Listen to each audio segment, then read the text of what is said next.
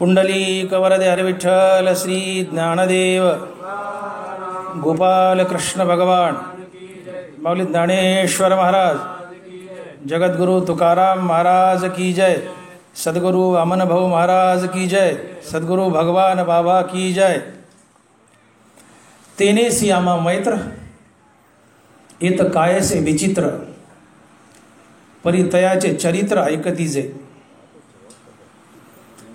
तेही प्राणापरोते आवडती हे निरुते, जे भक्तचरित्र आते प्रशंसती।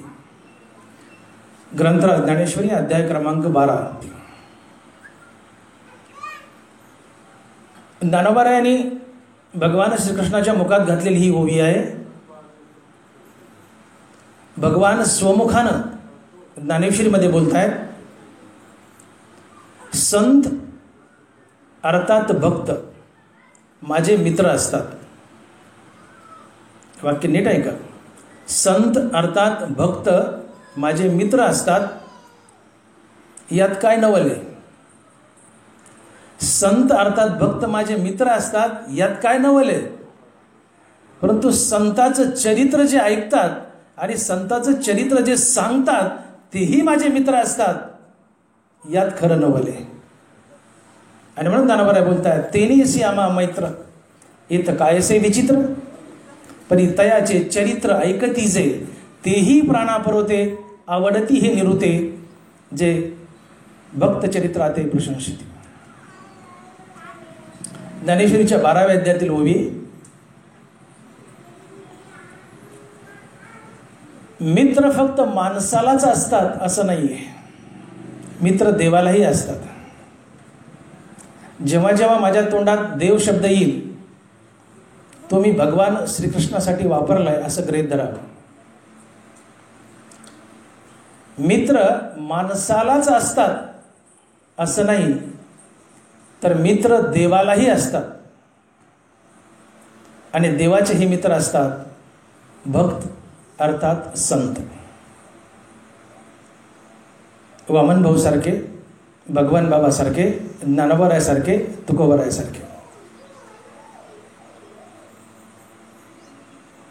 हे संत भगवंताचे मित्र असतात। संत कुणाला म्हणावं? आमच्याकडे आम्ही 4 कीर्तन आणि 4 प्रवचन केली की आम्ही स्वतःला संत म्हणून घेतो। ज्ञानेश्वरीच्या 10 ओव्या पाठ झाल्या, 10 अभंग पाठ झाले की आम्ही स्वतःला संत म्हणून घेतो, आणि समाजही त्याला संत म्हणतो। संत कुणाला म्हणावं? आपण पुढे बोलू। संतांची अनेक लक्षणं ज्ञानेश्वरीत आली आहेत, तिकडे जायचंय आपल्याला। पण तूर्त एका ओळीमध्ये संतांची व्याख्या सांगायची असेल तर ज्याच्याजवळ विवेक वैराग्य आहे, ज्याला श्रीगुरूच्या कृपेने आत्मज्ञान झालंय, जो मुक्त झालाय आणि मुक्तीवर भजनयुक्त आहे, तो संत असतो। मुक्तीवरी भजनयुक्त महाभागवत उद्धव, जे जे भगवत भजन करीती तया भागवत म्हणिजेत, मुक्तीवरी भजनयुक्त महाभागवत उद्धव। महाभागवत म्हणजे संत। ऐसा बोधची केवळ होऊन असे निष्कळू, त्याहीवरी भजन शिळू माझ्या ठाई। आत्मबोध झालाय, भगवंतामध्ये विलीन झालाय, पण तरी थांबत नाही। मुक्त होऊनही भगवंताचं नामचिंतन चालूच ठेवतो, तो संत असतो। जो ज्ञान गिळून गोविंद गातो, तो संत असतो। जो देव होऊन देवाचं नाव घेतो, तो संत असतो। संताची अधिक सोपी जर व्याख्या हवी असेल तर जो देव होऊन देवाचं नाव घेतो, तो संत असतो। आणि म्हणून तुकोबाराय बोलले, आधी होता संत संग, तुका झालासे पांडुरंग, मूळ स्वभाव जाईना त्याचे भजन राहीना। तुका अगोदर पांडुरंग झाला आणि पांडुरंग होऊन पांडुरंगाचं नाव घेऊ लागला, तेव्हा तुका संत झाला।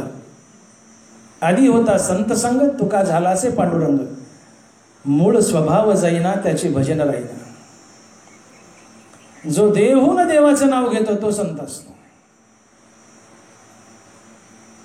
हो, आणि म्हणून चहू पुरुषार्थ श्री भक्ती जैसी, चौथा पुरुषार्थ म्हणजे मोक्ष, आणि मोक्षाच्याही माथ्यावर पाय दिलाय त्याला पाचवा पुरुषार्थ म्हणतात.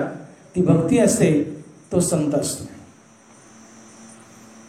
जे जे भगवत भजन करीजेत तया भागवत मनिजेत, मुक्तीवरी भजन युक्त महाभागवत उद्धव.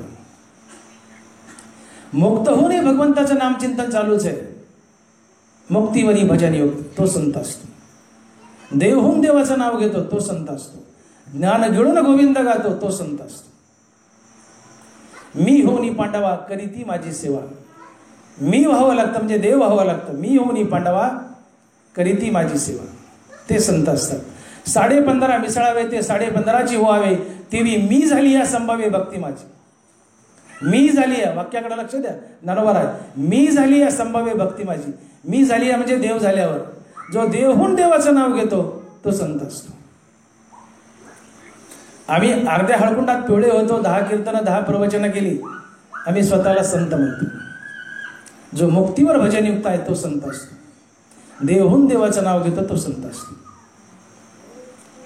आणि अशा संताला ज्ञानोबराय भक्त म्हणतात. आणि असे भक्त अर्थात संत हे भगवंताचे मित्र असतात. आणि म्हणून भगवंत बोलतायत 12व्या अध्यायात की संत अर्थात भक्त माझे मित्र असतात. यात काय नवल आहे म्हणले? संत अर्थात भक्त माझे मित्र असतात, यात काय नवल आहे? यात काय विशेष आहे? पण संतांचं जे चरित्र सांगतात आणि संतांचं चरित्र जे ऐकतात तेही माझे मित्र असतात. आणि एवढंच नाही तर ते मला माझ्या प्राणापेक्षाही जास्त प्रिय असतात. यात नवले हे खरं विशेष आहे. आणि म्हणून ज्ञानोबा लिहितात, तेने सियामा मैत्र येत कायसे विचित्र, परी तयाचे चरित्र ऐकती जे तेही प्राणा परवते, आवडती हे निरुते जे भक्त चरित्राते प्रशंसते. ज्ञानोबा आजची ओळी. भक्तचरित्र. भक्तचरित्र म्हणजे काय? पहिली गोष्ट, ज्याला चारित्र्य असते त्याचंच चरित्र असते. चरित्र कुणाचंही नसते. ज्याला चारित्र्य असतं त्याचंच चरित्र असते. आणि म्हणून जो मनुष्य सद्गुणानं नटलाय, ज्याच्या जीवनात एकही दुर्गुण सापडत नाही, ज्याच्या जीवनात सद्गुणच ठासून भरले, अशा सद्गुण पुरुषास चारित्र्यवान पुरुष म्हणतात. आणि अशा सद्गुणी चारित्र्यवान पुरुषाला संत म्हणतात. आणि म्हणून चरित्र हे फक्त संत आणि भगवंत या दोघांचंच असतं. आणि म्हणून तुकोबाराय बोलले, चरित्र ते उच्चारावे केले देवे गोकुळी. चरित्र ते उच्चारावे केले देवे गोकुळी. चरित्र फक्त भगवंत आणि संत दोघांचंच असतं. आणि म्हणून संतांना तुकोबारायने चंदनाची उपमा दिली आहे. चंदनाची सगळीच अवयव सुगंध देतात. चंदनाच्या ठिकाणी एकही दुर्गुण सापडत नाही. चंदनाच्या ठिकाणी सगळे सद्गुणच भरलेले असतात. तसं संताच्या ठिकाणीही एकही दुर्गुण सापडत नाही. संताच्या ठिकाणी सगळे सद्गुणच ठासून भरलेले असतात. आणि म्हणून तुकोबाराय संताला चंदनाची उपमा देतात. तुका म्हणे, गुण चंदनाची अंगी तैसे तुम्ही जगी संत जन. संतांना चंदनाची उपमा दिली आहे. चंदनाजवळ सगळे सद्गुणच असतात, दुर्गुण नसतात. तसे संताजवळ सगळे सद्गुण असतात, दुर्गुण नसतात. म्हणून तुका म्हणे, गुण चंदनाची अंगी तैसे तुम्ही जगी संत जन. तुकोबाराय संताला चंदनाची उपमा देतात. ज्याच्या जीवनात एकही दुर्गुण शिल्लक राहिला नाही, ज्याचं जीवन पूर्णतः सद्गुणानंच ठासून भरलंय, त्याच्या जीवनात चैतन्याचा वास होतो. तुकोबारायच बोलतायत, ते तर दुष्ट गुण न मिळेची निशेष चैतन्याचा वास झाला माझी. तुकोबाराय, ते तर दुष्ट गुण न मिळेची निशेष चैतन्याचा वास झाला माझी. चैतन्याचा वास कुठं होतो? परमात्मा कुणाच्या हृदयात राहायला येतो? ते तर दुष्ट गुण न मिळेची निशेष चैतन्याचा वास झाला माझी. ज्याच्या जीवनात एकही दुर्गुण सापडत नाही, ज्याचं जीवन पूर्णतः सद्गुणानंच भरलंय, अशाच्या जीवनात चैतन्याचा वास होतो. अर्थात परमात्मा भगवान कृष्ण त्याला शोधत येतो आणि त्याच्या हृदयात वास करतो. एवढंच नाही, तो त्याचा मित्र असतो. आणि म्हणून भगवान बोलतात की संत अर्थात भक्त ज्यांच्या हृदयात मी वास करतो ते माझे मित्र असतात. आणि म्हणून संत माझे मित्र असतात. यात काय नवल आहे? यात काही नवल नाही म्हणजे संत तर माझे मित्र असतातच, यात काही विशेष नाही. पण संतांचं चरित्र जे ऐकतात तुम्ही आणि संतांचं चरित्र जे सांगतात तुम्ही, हेही माझे मित्र असतात, यात खरं विशेष. आज मी जर 4 गोष्टी वामन भावाने संत भगवान बाबाबद्दल बोललो, ज्ञानोबा तुकोबाबद्दल बोललो, त्यांच्या चरित्राबद्दल, तर वामन भाऊ तुकोबा आहे, ज्ञानोबा आहे आणि भगवान बाबा हे तर पांडुरंगाचे मित्र आहेतच, यात वाद नाही. पण त्यांच्या चरित्राबद्दल मी बोलतोय म्हणून मीही त्यांचा मित्र आहे आणि तुम्ही ऐकतायत म्हणून तुम्हीही त्यांचे मित्र आहात. आणि म्हणून ज्ञानोबा बोलतायत, तेने श्यामा मैत्र येत कायसे विचित्र. काय नवले म्हणले? संत माझे मित्र असतात, काय नवले? तेने श्यामा मैत्र येत कायसे विचित्र, परी तयाचे चरित्र ऐकतीचे तेही प्राणा पुरवते, आवडती हे निरुते, जे भक्त चरित्रात प्रशंसते. ज्ञानोबा आहे.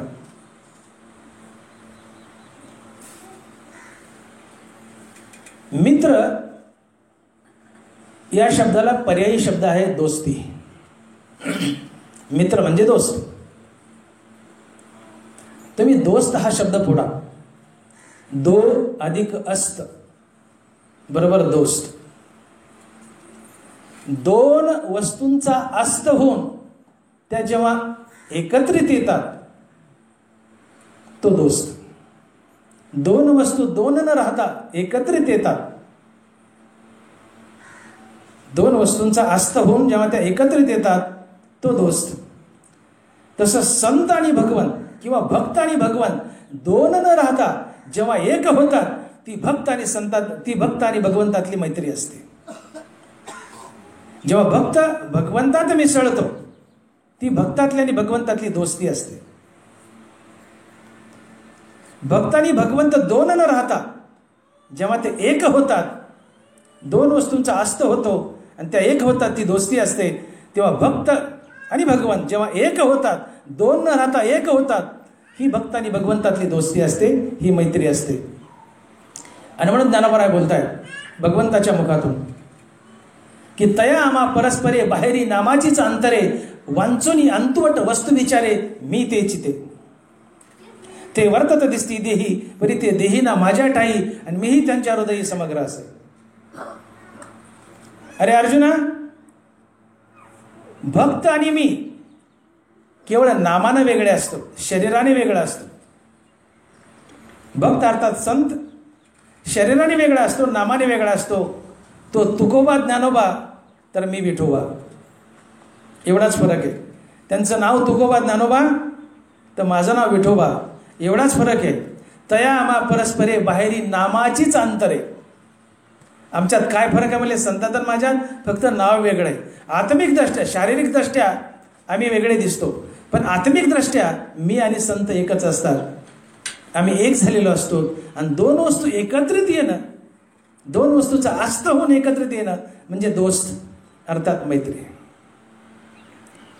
आणि म्हणून तया आम्हा परस्परे बाहेरी नामाचीच अंतरे, वांचुनी अंतुवट वस्तू विचारे मी ते चिते. संतात आणि माझ्या फक्त नामात फरक आहे. ते ज्ञानोबा तुकोबा तर मी विठोबा, एवढाच फरक आहे. बाकी मी आणि संत आत्मिक दृष्ट्या केव्हाच एक झालेलो असतो. ते वर्तत दिसती देही परी ते देही ना माझ्या ठाई आणि मीही त्यांच्या हृदयी समग्र असे. ते देहानं वेगळे दिसतात वागताना, पण ते वेगळे नसतात. मी आणि ते केव्हाच एक झालेलो असतो. मी त्यांच्या हृदयात असतो आणि ते माझ्या हृदयात असतात. ते वर्तत दिसती देही परी ते देही ना माझ्या ठाई आणि मीही त्यांच्या हृदयी वर्तत असे. देव हा संताच्या हृदयात विराजमान असतो. देव हा संताच्या हृदयात, भक्ताच्या हृदयात वास्तव्य करतो. देव भक्ताच्या हृदयात वास्तव्य करतो, देव संताच्या हृदयात वास्तव्य करतो. यात काय न बोले. जे या संताचं आणि भक्ताचं चरित्र ऐकतात त्याच्याही हृदयात देव वास्तव्य करतो, याची साक्ष तुलसी रामायण देते. मुद्दा काय छेडलाय मी?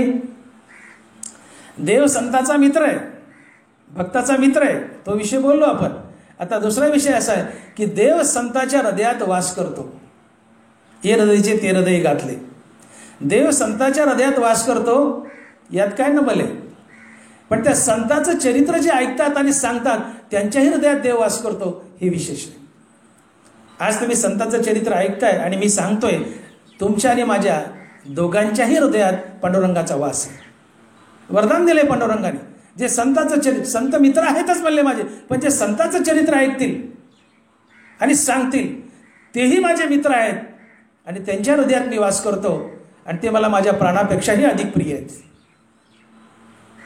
देव संतांच्या हृदयात वास करतोच, पण संतांचं चरित्र जे ऐकतात त्यांच्या हृदयात वास करतो आणि जो सांगतो त्याच्या हृदयात वास करतो, हे अधिक विशेष आहे. याची साक्ष तुलसी रामायण देतं. भगवान रामचंद्र वनवासाला जात असताना त्यांना वाल्मिक ऋषीचा आश्रम मध्ये पडला. वाटेत आश्रमापासून जाणं झालं. क्षणभर वाल्मिकीची भेट घेतली प्रभू रामचंद्रानं आणि प्रभू रामचंद्रानं वाल्मिकींना विचारलं की हे महर्षी, आता मी वनात चाललोय, वनवासाला चाललोय. या वनात मी कुठे वास करू? या वनात मी कुठे राहू?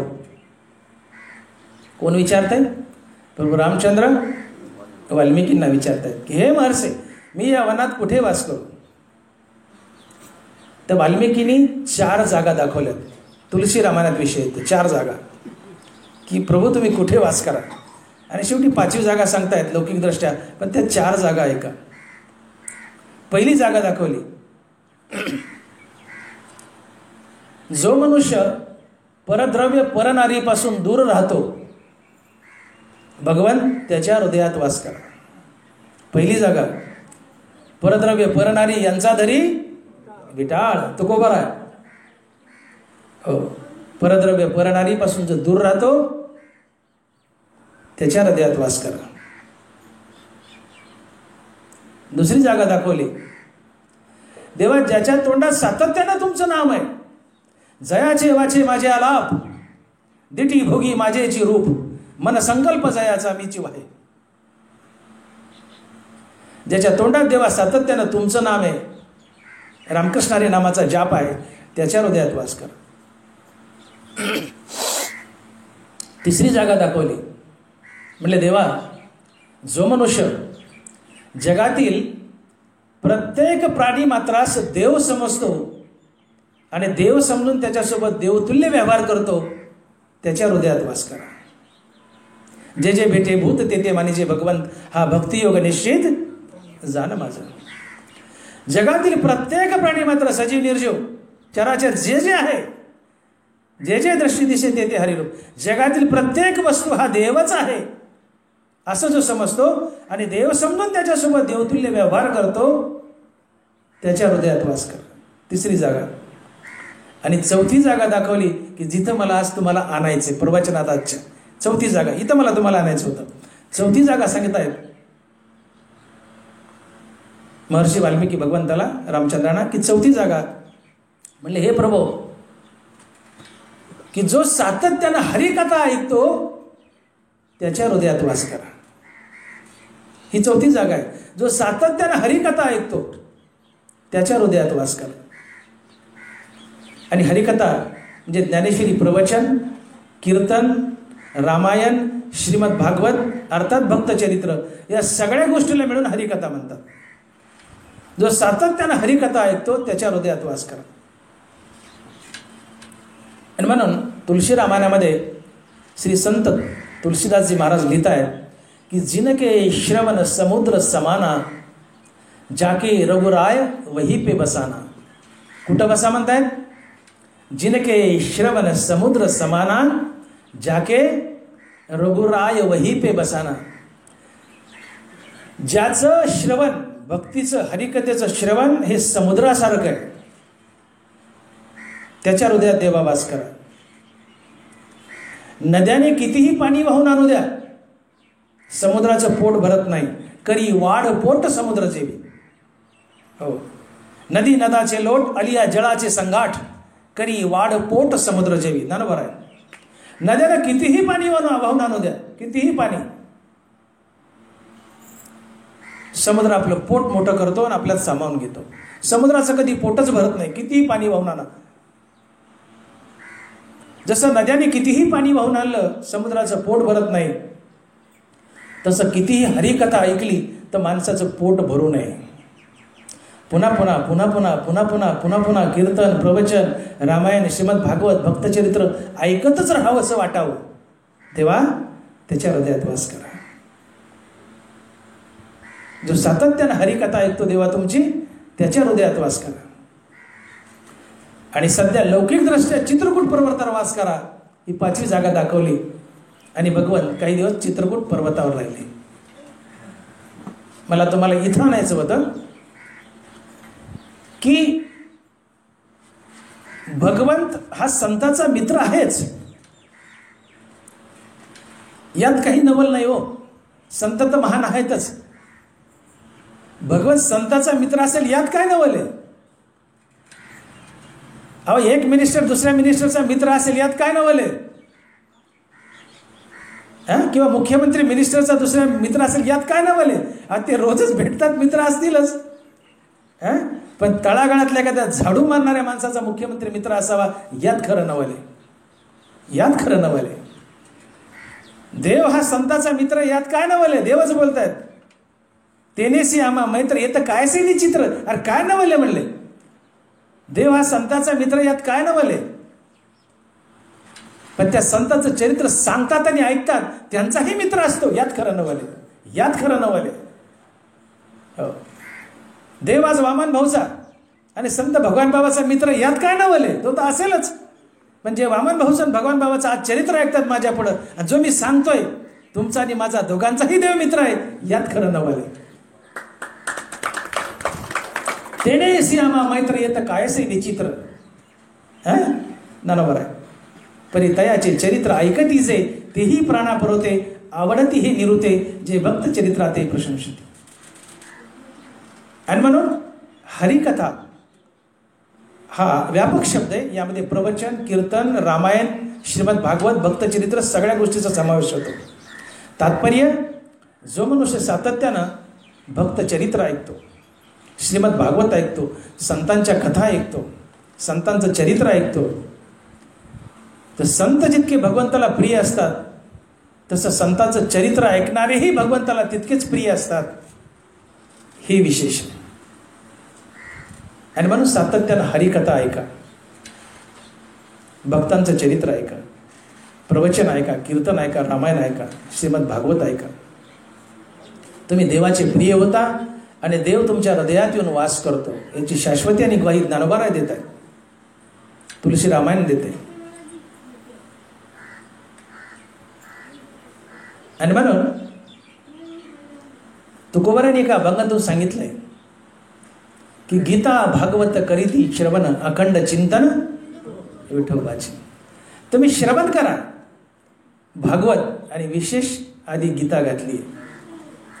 अनेक ग्रंथ आहेत, पण तुकोबाराने बाकीचे ग्रंथ थोडे बाजूला ठेवले, प्रामुख्याने 2 ग्रंथ समोर आणले, गीता भागवत करीती श्रवण. आणि एवढंच नाही तर त्याच्या जोडीला अखंड चिंतन विठोबाची. काही विशेष कारण आहे यामागं.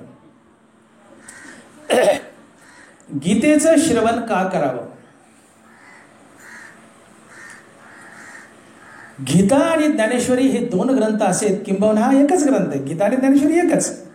गीता ज्ञानेश्वरी हा असा ग्रंथ आहे की या गीतेला आणि ज्ञानेश्वरीला भगवान कृष्णाने आणि ज्ञानोबरायाने हा ग्रंथ, गीता भगवंताच्या मुखातून निघलाय, ज्ञानेश्वरी ही भगवान कृष्णाच्याच मुखातून निघली. महाविष्णूचा अवतार सखा माझा ज्ञानेश्वर. ज्ञानोबाराय लिहिली म्हणजे लिहिली कोणी? भगवान कृष्णानंच लिहिली. ज्ञानोबाराय होतेच कोण? महाविष्णूचा अवतार सखा माझा ज्ञानेश्वर. निमित्ताला ज्ञानेश्वर महाराज आहेत. ज्ञानेश्वर महाराज महाविष्णूचे, भगवान कृष्णाचे, म्हणून ज्ञानेश्वरी ही भगवान कृष्णानंच लिहिली म्हणायचं. हे दोन्ही ग्रंथ भगवान श्रीकृष्णाच्या मुखातून निघालेले. आणि म्हणून भगवान श्रीकृष्ण आणि ज्ञानोबाराय या दोन्ही महापुरुषांनी, या महासंतांनी, देवानं, भगवंतानं, संतानं, ज्ञानोबाराने आणि भगवान श्रीकृष्णानं या गीतेला आणि ज्ञानेश्वरीला एक भरीव आशीर्वाद दिला आहे की जो कोणी माझी ज्ञानेश्वरी आणि गीता ऐकेल, वाचेल आणि सांगेल फळ एकच, आणि ते मोक्ष. श्रवणे पाठे अर्थे गीता नेदी मोक्ष आरोते, जैसा समर्थ दाता कवनाते नास्ती न मने. श्रवणे पाठे अर्थे, माझी ज्ञानेश्वरी ऐका, वाचा किंवा महाराज म्हणून व्यासपीठावर बसून सांगा, फळ एकच, मोक्ष. भरीव आशीर्वाद दिलाय. इतर ग्रंथाला हा आशीर्वाद नाहीये.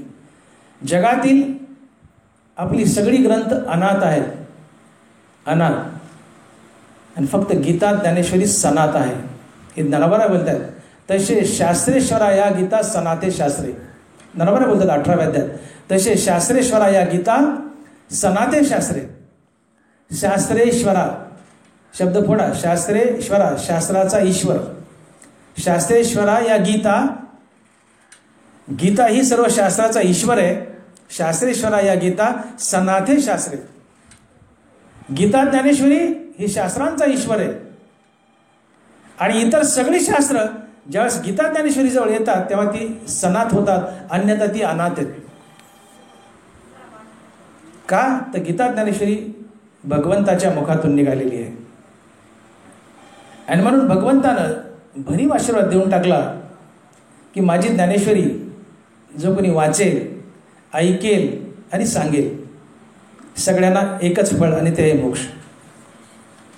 श्रवणे पाठे अर्थे गीता नेदी मोक्षार होते. मोक्षाच्या अलीकडचं जे संसारिक दान आहे ते तर गीता देतीच म्हणले, पण ती अलीकडच्यात गुंतत नाही. नेदी मोक्षार होते. तिला डायरेक्ट मोक्ष देणं हच माहिती आहे की जे दुर्मिळ आहे ती डायरेक्ट मोक्ष देते. तिच्यापाशी भेदभाव नाहीये. गीता ज्ञानेश्वरीपाशी पंक्तिभेद नाहीये. आणि माणसाच्या जीवनात पंक्तिभेद नसावा. नामदेवराचा एक अभंग आहे, जे पंक्तिभेद करतात त्याची लेकरं मरतात. हे नामदेवराचा अभंग आहे. पंक्तिभेद करू नये कुठल्याच बाबतीत, नुसत्या जेवणाच्या नाही, कुठल्याही बाबतीत काही असो, पंक्तिभेद नसावा. गीतेपाशी ज्ञानेश्वरीपाशी पंक्तिभेद नाहीये. ज्ञानेश्वरीला गीतेला वाटलं की अभ्यास करून जो महाराज, जो वक्ता गीता ज्ञानेश्वरी पाठ करेल, अभ्यास करेल आणि व्यासपीठावर बसून ती ज्ञानेश्वरी श्रोत्यांना सांगेल, तो मोठा झाला. जो शाळा शिकला त्याला वाचता येईल, तो ज्ञानेश्वरी वाचेल. पण जे शाळाच शिकले नाही, ज्यांना अक्षर ओळख नाही, जे अडाणी आहेत, त्यांचं काय व्हावं? जसं एक बाई आहे, आई आहे, तिला 4 मुलं आहेत. तर त्या आईला 4 मुलं आहेत, त्यातली 2 मुलं नोकरीला आहेत आणि 2 मुलांना नोकरी नाही आहे. आई कुणाची जास्त काळजी करेल? ज्यांना नोकरी नाही त्यांची. जे नोकरीला आहेत त्यांचं तर भागलंय, पण आई सारखं घोकत असते, अरे त्या दोघांचं भागलंय, ते नोकरीला आहेत, ते नोकरीला आहेत, ते नोकरीला आहेत, त्यांचं भागलंय, पण या दोघांना नोकरी नाही, यांचं कसं होईल, यांचं कसं होईल, यांचं कसं होईल. आई काळजी वाहते ती नोकरी नसलेल्या 2 लेकरांचं. तसं ज्ञानेश्वरी हे आईनं काळजी वाहिली आहे. जे शिकलेले, ज्यांना वाचता येत आहे, ते ज्ञानेश्वरी वाचतील, मोक्ष मिळवतील. ज्ञानेश्वरी इतरांना सांगतील, मोक्ष मिळवतील. पण ज्यांना वाचताच येत नाही त्यांचं काय? त्या ज्ञानेश्वरीतली आई जागी झाली आणि ती म्हणेल, बाबा तुला वाचता येत नाही ना, तू नुसतं जाऊन बस आणि ऐक, तुला हे मोक्ष येत. मोक्ष असे ऐता श्रवणाचे माझी. हो, मनाचा मारू न करिता, इंद्रिया दुःख न देता, येत मोक्ष असे ऐता श्रवणाची माझी. ज्याला वाचता येतं ते वाचतील, सांगता येतं ते सांगतील म्हणले ज्ञानेश्वरी, आणि मोक्ष मिळून जातील. पण ज्याला वाचता येत नाही त्या माझ्या लेकराचं काय व्हावं? ज्ञानाबाई रूपी, ज्ञानेश्वरी रूपी आई म्हणते, बाबा तुला वाचता येत नाही ना, तू जा आणि ऐक, नुसते ऐकण्यानं तुला मोक्ष. आणि म्हणून गीता भागवत करीती श्रवण, अखंड चिंतन विठोबाचे. तुकोबरा बोलताय, तुम्ही गीता ज्ञानेश्वरी नुसती ऐका, नुसती ऐकल्यानं मोक्ष. ज्ञानोबा बोलतायत, श्रवणे पाठे अर्थे गीता नेदी मोक्षार होते. ती सांगा, वाचा, ऐका, तिला मोक्षाच्या अलीकडचं द्यायचं माहीतच नाही. हो, तिने भेदभाव नाही केला. मी महाराज आहे, समजा मी डॉक्टर भागवत मोठे नेत्रतज्ञ बीड, मी महाराज आहे, मला समजा ज्ञानेश्वरीवर अभ्यास आहे, मी तुमच्या पुढे येऊन प्रवचन केलं, मला अभ्यास आहे म्हणून या ज्ञानेश्वरीने मला मोक्ष द्यायचा. पण ज्याचा अभ्यास नाही, ज्याला वाचताच येत नाही, त्याचं काय?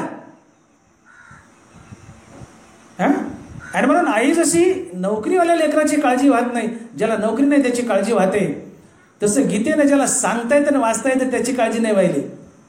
ज्याला वाचता येत नाही, सांगता येत नाही त्याची काळजी वाहिली. म्हणजे बाबा तुला वाचता येत नाही, सांगता येत नाही, तू नुसतं बस बस, नुसते ऐकले ना तुला मोक्ष. आणि याची साक्ष ज्ञानोबा ज्ञानेश्वरी देतात की नुसत्या ज्ञानेश्वरीच्या श्रवणाने, नुसत्या ज्ञानेश्वरीच्या पारायणाने मोक्ष, पारायणाने मोक्ष. मी ज्ञानोबाच्या ओव्या सांगतो तुम्हाला. ज्ञानोबा बोलतायत अर्जुनाला की तुझे माझे मिळणी वाढींना लिजे हे कहाणी, का मोक्ष धर्म जिनी आला असं जेत. ओव्या नीट ऐका. मोक्ष मरायला लागला होता, पण त्याला ज्ञानेश्वरीने गीतेने तरण पाजलं. ज्ञानोबा बोलतायत तुझे माझे मिळणी वाढींना लिजे हे कहाणी, मोक्ष धर्म का जिनी आला असे जेत. जिनी म्हणजे जगण्यासाठी. हा मोक्ष या गीतेमध्ये ज्ञानेश्वरीमध्ये शिरलाय. त्याचा जीव चालला होता, मरायला लागला होता, पण तो ज्ञानेश्वरीमध्ये शिरला आणि त्याला जीवदान मिळालं. मोक्ष धर्म का जिनी आला असे जेत. अर्जुना, तुझ्या माझ्या बोलण्यातून जी ही कहाणी अर्थात गीता तयार झाली, जी ज्ञानेश्वरी तयार झाली, तिच्यामध्ये मरायला टेकलेला मोक्ष घुसलाय आणि त्याला जीवदान मिळाले. पुढे ज्ञानोबा बोलतात तो हा सगळा अर्थ प्रदू आम्हा दोघाचा संवादू, न करताची पदभेदू पाठेची जो पडे. तो हा सगळा अर्थ प्रदू, प्रदू म्हणजे चांगला, आम्हा दोघाचा संवादू. अर्जुना, तुझा आणि माझा जो कुरुक्षेत्रावर संवाद झाला, ही जी कहाणी आहे, जिला आपण गीता नाव दिलं, ही पदाचा भेद न करता, ओव्याचा भेद न करता, ओव्या न बदलता, पहिल्या ओवीपासून ओम नमो जी आद्या या ओवीपासून सच्चिदानंद बाबा आधारे लेखुको झाला, या शेवटच्या ओवीपर्यंत पदाचा भेद न करता नुसतं गाणं म्हणल्यासारखी गा, कविता म्हणल्यासारखी वाच, त्याला मोक्ष मिळेल. बघा, मी बोलून दाखवतो ओव्या सगळ्या. तुझे माझे मिळणी वाढींना लिजे हे कहाणी, ते तर मोक्ष धर्म का जिनी आला असे जेत. तो हा सगळा अर्थ प्रदू आम्हा दोघाचा संवादू, न करताची पदभेदू पाठेची जो पडे. त्याने ज्ञाननळी प्रदीप्ती, मूळ अविद्येच्या आहोती, तोशिला होय सुमती परमात्मा मी. घेऊन गीतार्थ उगाना, ठाकी ते जे ज्ञानियाचे विचक्षणा, तो गाना वाना गीतेचा आहे. म्हणून गीता पाठकाशी असे फळ अर्थज्ञाची सरिसे, गीता माऊली नसे जाणे ताने. या 5 ओव्यातून ज्ञानोबा सांगतायत की तुम्ही माझी ज्ञानेश्वरी वाचता येत नाही, सांगता येत नाही, तुम्ही अडाणी येत ना, तुम्ही नुसती ऐका, तुम्ही नुसती ऐका. त्याने काय होईल? त्याने ज्ञाननळी प्रदीप्ती, मूळ अविद्येची आहुती, तोशिला होय सुमती परमात्मा मी. ज्ञाननळी प्रदीप्ती, ज्ञानेश्वरी ऐकणं म्हणजे हा ज्ञानाग्नी आहे. त्याने ज्ञाननळी प्रदीप्ती, आत्मज्ञान प्रज्वलित होतं आणि त्यामध्ये अज्ञानाची आहुती पडते, अज्ञान जळून जातं आणि मी भगवान श्रीकृष्ण संतुष्ट होतो. त्याने ज्ञाननळी प्रदीप्ती, मूळ अविद्येची आहुती, तोशिला होय सुमती परमात्मा मी. घेऊन गीतार्थ उगाना, ज्ञानी जे विचक्षणा, ठाकी तिथे गानावाना गीतेचा तोल आहे. तात्पर्य या ओव्यातून ज्ञानोबांना असं सांगायचंय की ज्या माणसाला ज्ञानेश्वरी गीता वाचता येते त्यांनी वाचावी, सांगता येते त्यांनी सांगावी. पण ज्याला वाचता येत नाही, सांगता येत नाही, त्या माणसानं माझी ज्ञानेश्वरी नुसती ऐकावी. तिचा अर्थ कळो की न कळो, तिचा अर्थ कळो न कळो, ज्ञानेश्वरीचा अर्थ कळो न कळो, न करताची पदविदू पाठेची जो पडे. पहिल्या ओवीपासून शेवटच्या ओवीपर्यंत ज्ञानेश्वरी ही गाणं म्हणल्यासारखी नुसती वाचा, गाणं म्हणल्यासारखी गा. एवढ्या एका ज्ञानेश्वरीच्या नुसत्या वाचण्यानं तुम्हाला मोक्ष मिळेल ही साक्ष ज्ञानोबा देतात ज्ञानेश्वरीमध्ये. आणि म्हणून बहुसंख्येने ज्ञानेश्वरीचे पारायण करा, ज्ञानेश्वरी ऐका. पण दुर्भाग्य असं आहे, ज्ञानेश्वरीची जागा रामायणानं घेतली, ज्ञानेश्वरीची जागा श्रीमद भागवतानं घेतली. दुपारी 2 ते 4 रामायण असतं. माणसं ताटून जातात आणि पाय मोकळा करायचा किंवा लघुशंकेचं निमित्त करतात आणि 4 वाजता ज्ञानेश्वरीचा महाराज येऊन बसला की रामायण ऐकून कंटाळलेले माणसं उठून जातात. आणि ज्ञानेश्वरी सांगणाऱ्या महाराजापुढं आज हे गाव मी भाग्य समजतो, एवढी मोठी माणसं मला मिळाली. अन्यथा 4 बोळकी म्हातारी असतात, 4 खोकली म्हातारी असतात. आम्ही काय सांगतो त्याला कळत नाही, ते काय ऐकतात त्याला कळत नाही. हो, दहीवंडीचं चित्र थोडं वेगळं दिसलं मला. इतका जनसमुदाय प्रवचनात सहसा नसतो. 10-5 माणसं, ती गळाटलेली माणसं. हो, रामायणाला सगळे असतात, बहुसंख्येने असतात, पण ज्ञानेश्वरी सुरू असल्या टायमाला उठून जातात. ज्ञानेश्वरीचं महत्त्व कळत नाही. शिवाय ज्यावेळेस ज्ञानेश्वरी सांगणारा महाराज येतो, ज्ञानेश्वरी सुरू करतो, त्यावेळेस संध्याकाळी टाळ घेऊन उभं राहणारे महाराज मंडळी ही झोपलेली असते. तुम्ही बघा, आता मला माफ करा, मी तोंडात मारून माफी मागतो, टाळकरी मंडळी आता झोपलेली असेल. आणि 5-5:30 वाजले की एक टाळकरी पांढरा शुभ्र सदरा, पांढरा फॅक धोतर काटाचं हळूहळू पुढे येऊ लागतो आणि एकामेकाच्या कानात म्हणतात, झालं का नाही रे अजून, कवर लांबल लावते रे. हे दुर्भाग्य. हो, ज्ञानेश्वरीची माहिती समजून घ्या. ज्ञानेश्वरी वाचा, ऐका, सांगा, फळ एकच मोक्ष. बाकीचे ग्रंथ अनाथ आहेत, फक्त गीता ज्ञानेश्वरी सनाथ आहे, ती शास्त्राचा ईश्वर आहे. बाकीचे ग्रंथ ज्ञानेश्वरी गीतेपाशी आल्यावर सनाथ होतात. आणि मग देवाने भरीव आशीर्वाद दिलाय. हिचं पारायण करा, ज्ञानेश्वरीचं पारायण करा, ऐका, वाचा, सांगा, फळ एकच आणि तो मोक्ष. आणि म्हणून ज्ञानेश्वरी ऐका, ज्ञानेश्वरीचं प्रवचन जरूर ऐका. नुसत्या ज्ञानेश्वरीचं प्रवचन ऐकल्यानं मोक्ष आहे हे ज्ञानोबा सांगतात. मी ओव्या बोलून सांगितलं, तुम्हाला ओव्या म्हणून दाखवल्या. आणि म्हणून गीता भागवत करीती श्रवण अखंड चिंतन विठोबाचे. भक्तांचं चरित्र ऐका, ज्ञानेश्वरी ऐका. भक्तांचं चरित्र जे ऐकतात, ज्ञानेश्वरी जे ऐकतात, संत अर्थात भक्त हे भगवंताचे मित्र असतात, यात काय नवल आहे. परंतु जो गीता ज्ञानेश्वरी सांगतो आणि भक्त चरित्र सांगतो तोही भगवंताचा मित्र असतो, यात खरं नवल आहे. आणि म्हणून भगवंताची मैत्री साधायची असेल तर गीता ज्ञानेश्वरी ऐका आणि भक्ताचं चरित्र ऐका. तुम्ही भगवंताचे मित्र बनाल आणि भगवंताची मैत्री लाभणं यासारखं मोठं भाग्य काय असू शकतं. जगात काय हवं आहे आम्हाला. देव आमचा मित्र होत असेल तर अजून काय पाहिजे वेगळं, देव जर मित्र झाला तर. आणि म्हणून जे हरिकथा ऐकत नाहीत ते अभागी असतात, कीर्तनात प्रवचनात बसत नाही ते अभागी असतात, रामायणात आणि श्रीमद भागवतात बसत नाही ते अभागी असतात. एकदा एक मनुष्य मेला आणि स्वर्गात गेला. स्वर्गात गेल्यानंतर तिथे काही अगोदर स्वर्गात गेलेले लोक होतेच, त्यांची गाठभेट पडली. म्हणले, अरे बाबा कुठून आला. स्वर्गातले लोक विचारायले, हा स्वर्गात गेला. म्हणले कुठून आला. म्हणले बीड जिल्ह्यातून कुठून. म्हणले शिरूर कासार. अरे म्हणले शिरूर कासारमधून कुठून. म्हणले दहीवंडीतून आला. म्हणले हो, आनंद आहे. म्हणले ये स्वागत केलं. पण मला सांग, म्हणले तू दहीवंडीमध्ये आत येण्याच्या पूर्वी काय काय केलंस रे. म्हणले खूप मोठं शिक्षण घेतलं, मोठी नोकरी मिळवली, मोठा व्यापार केला, भरपूर पैसा कमावला, भरपूर मजाहजा केली, दान पुण्य केलं आणि त्या दान पुण्याच्या बळावर मी स्वर्गात आलो.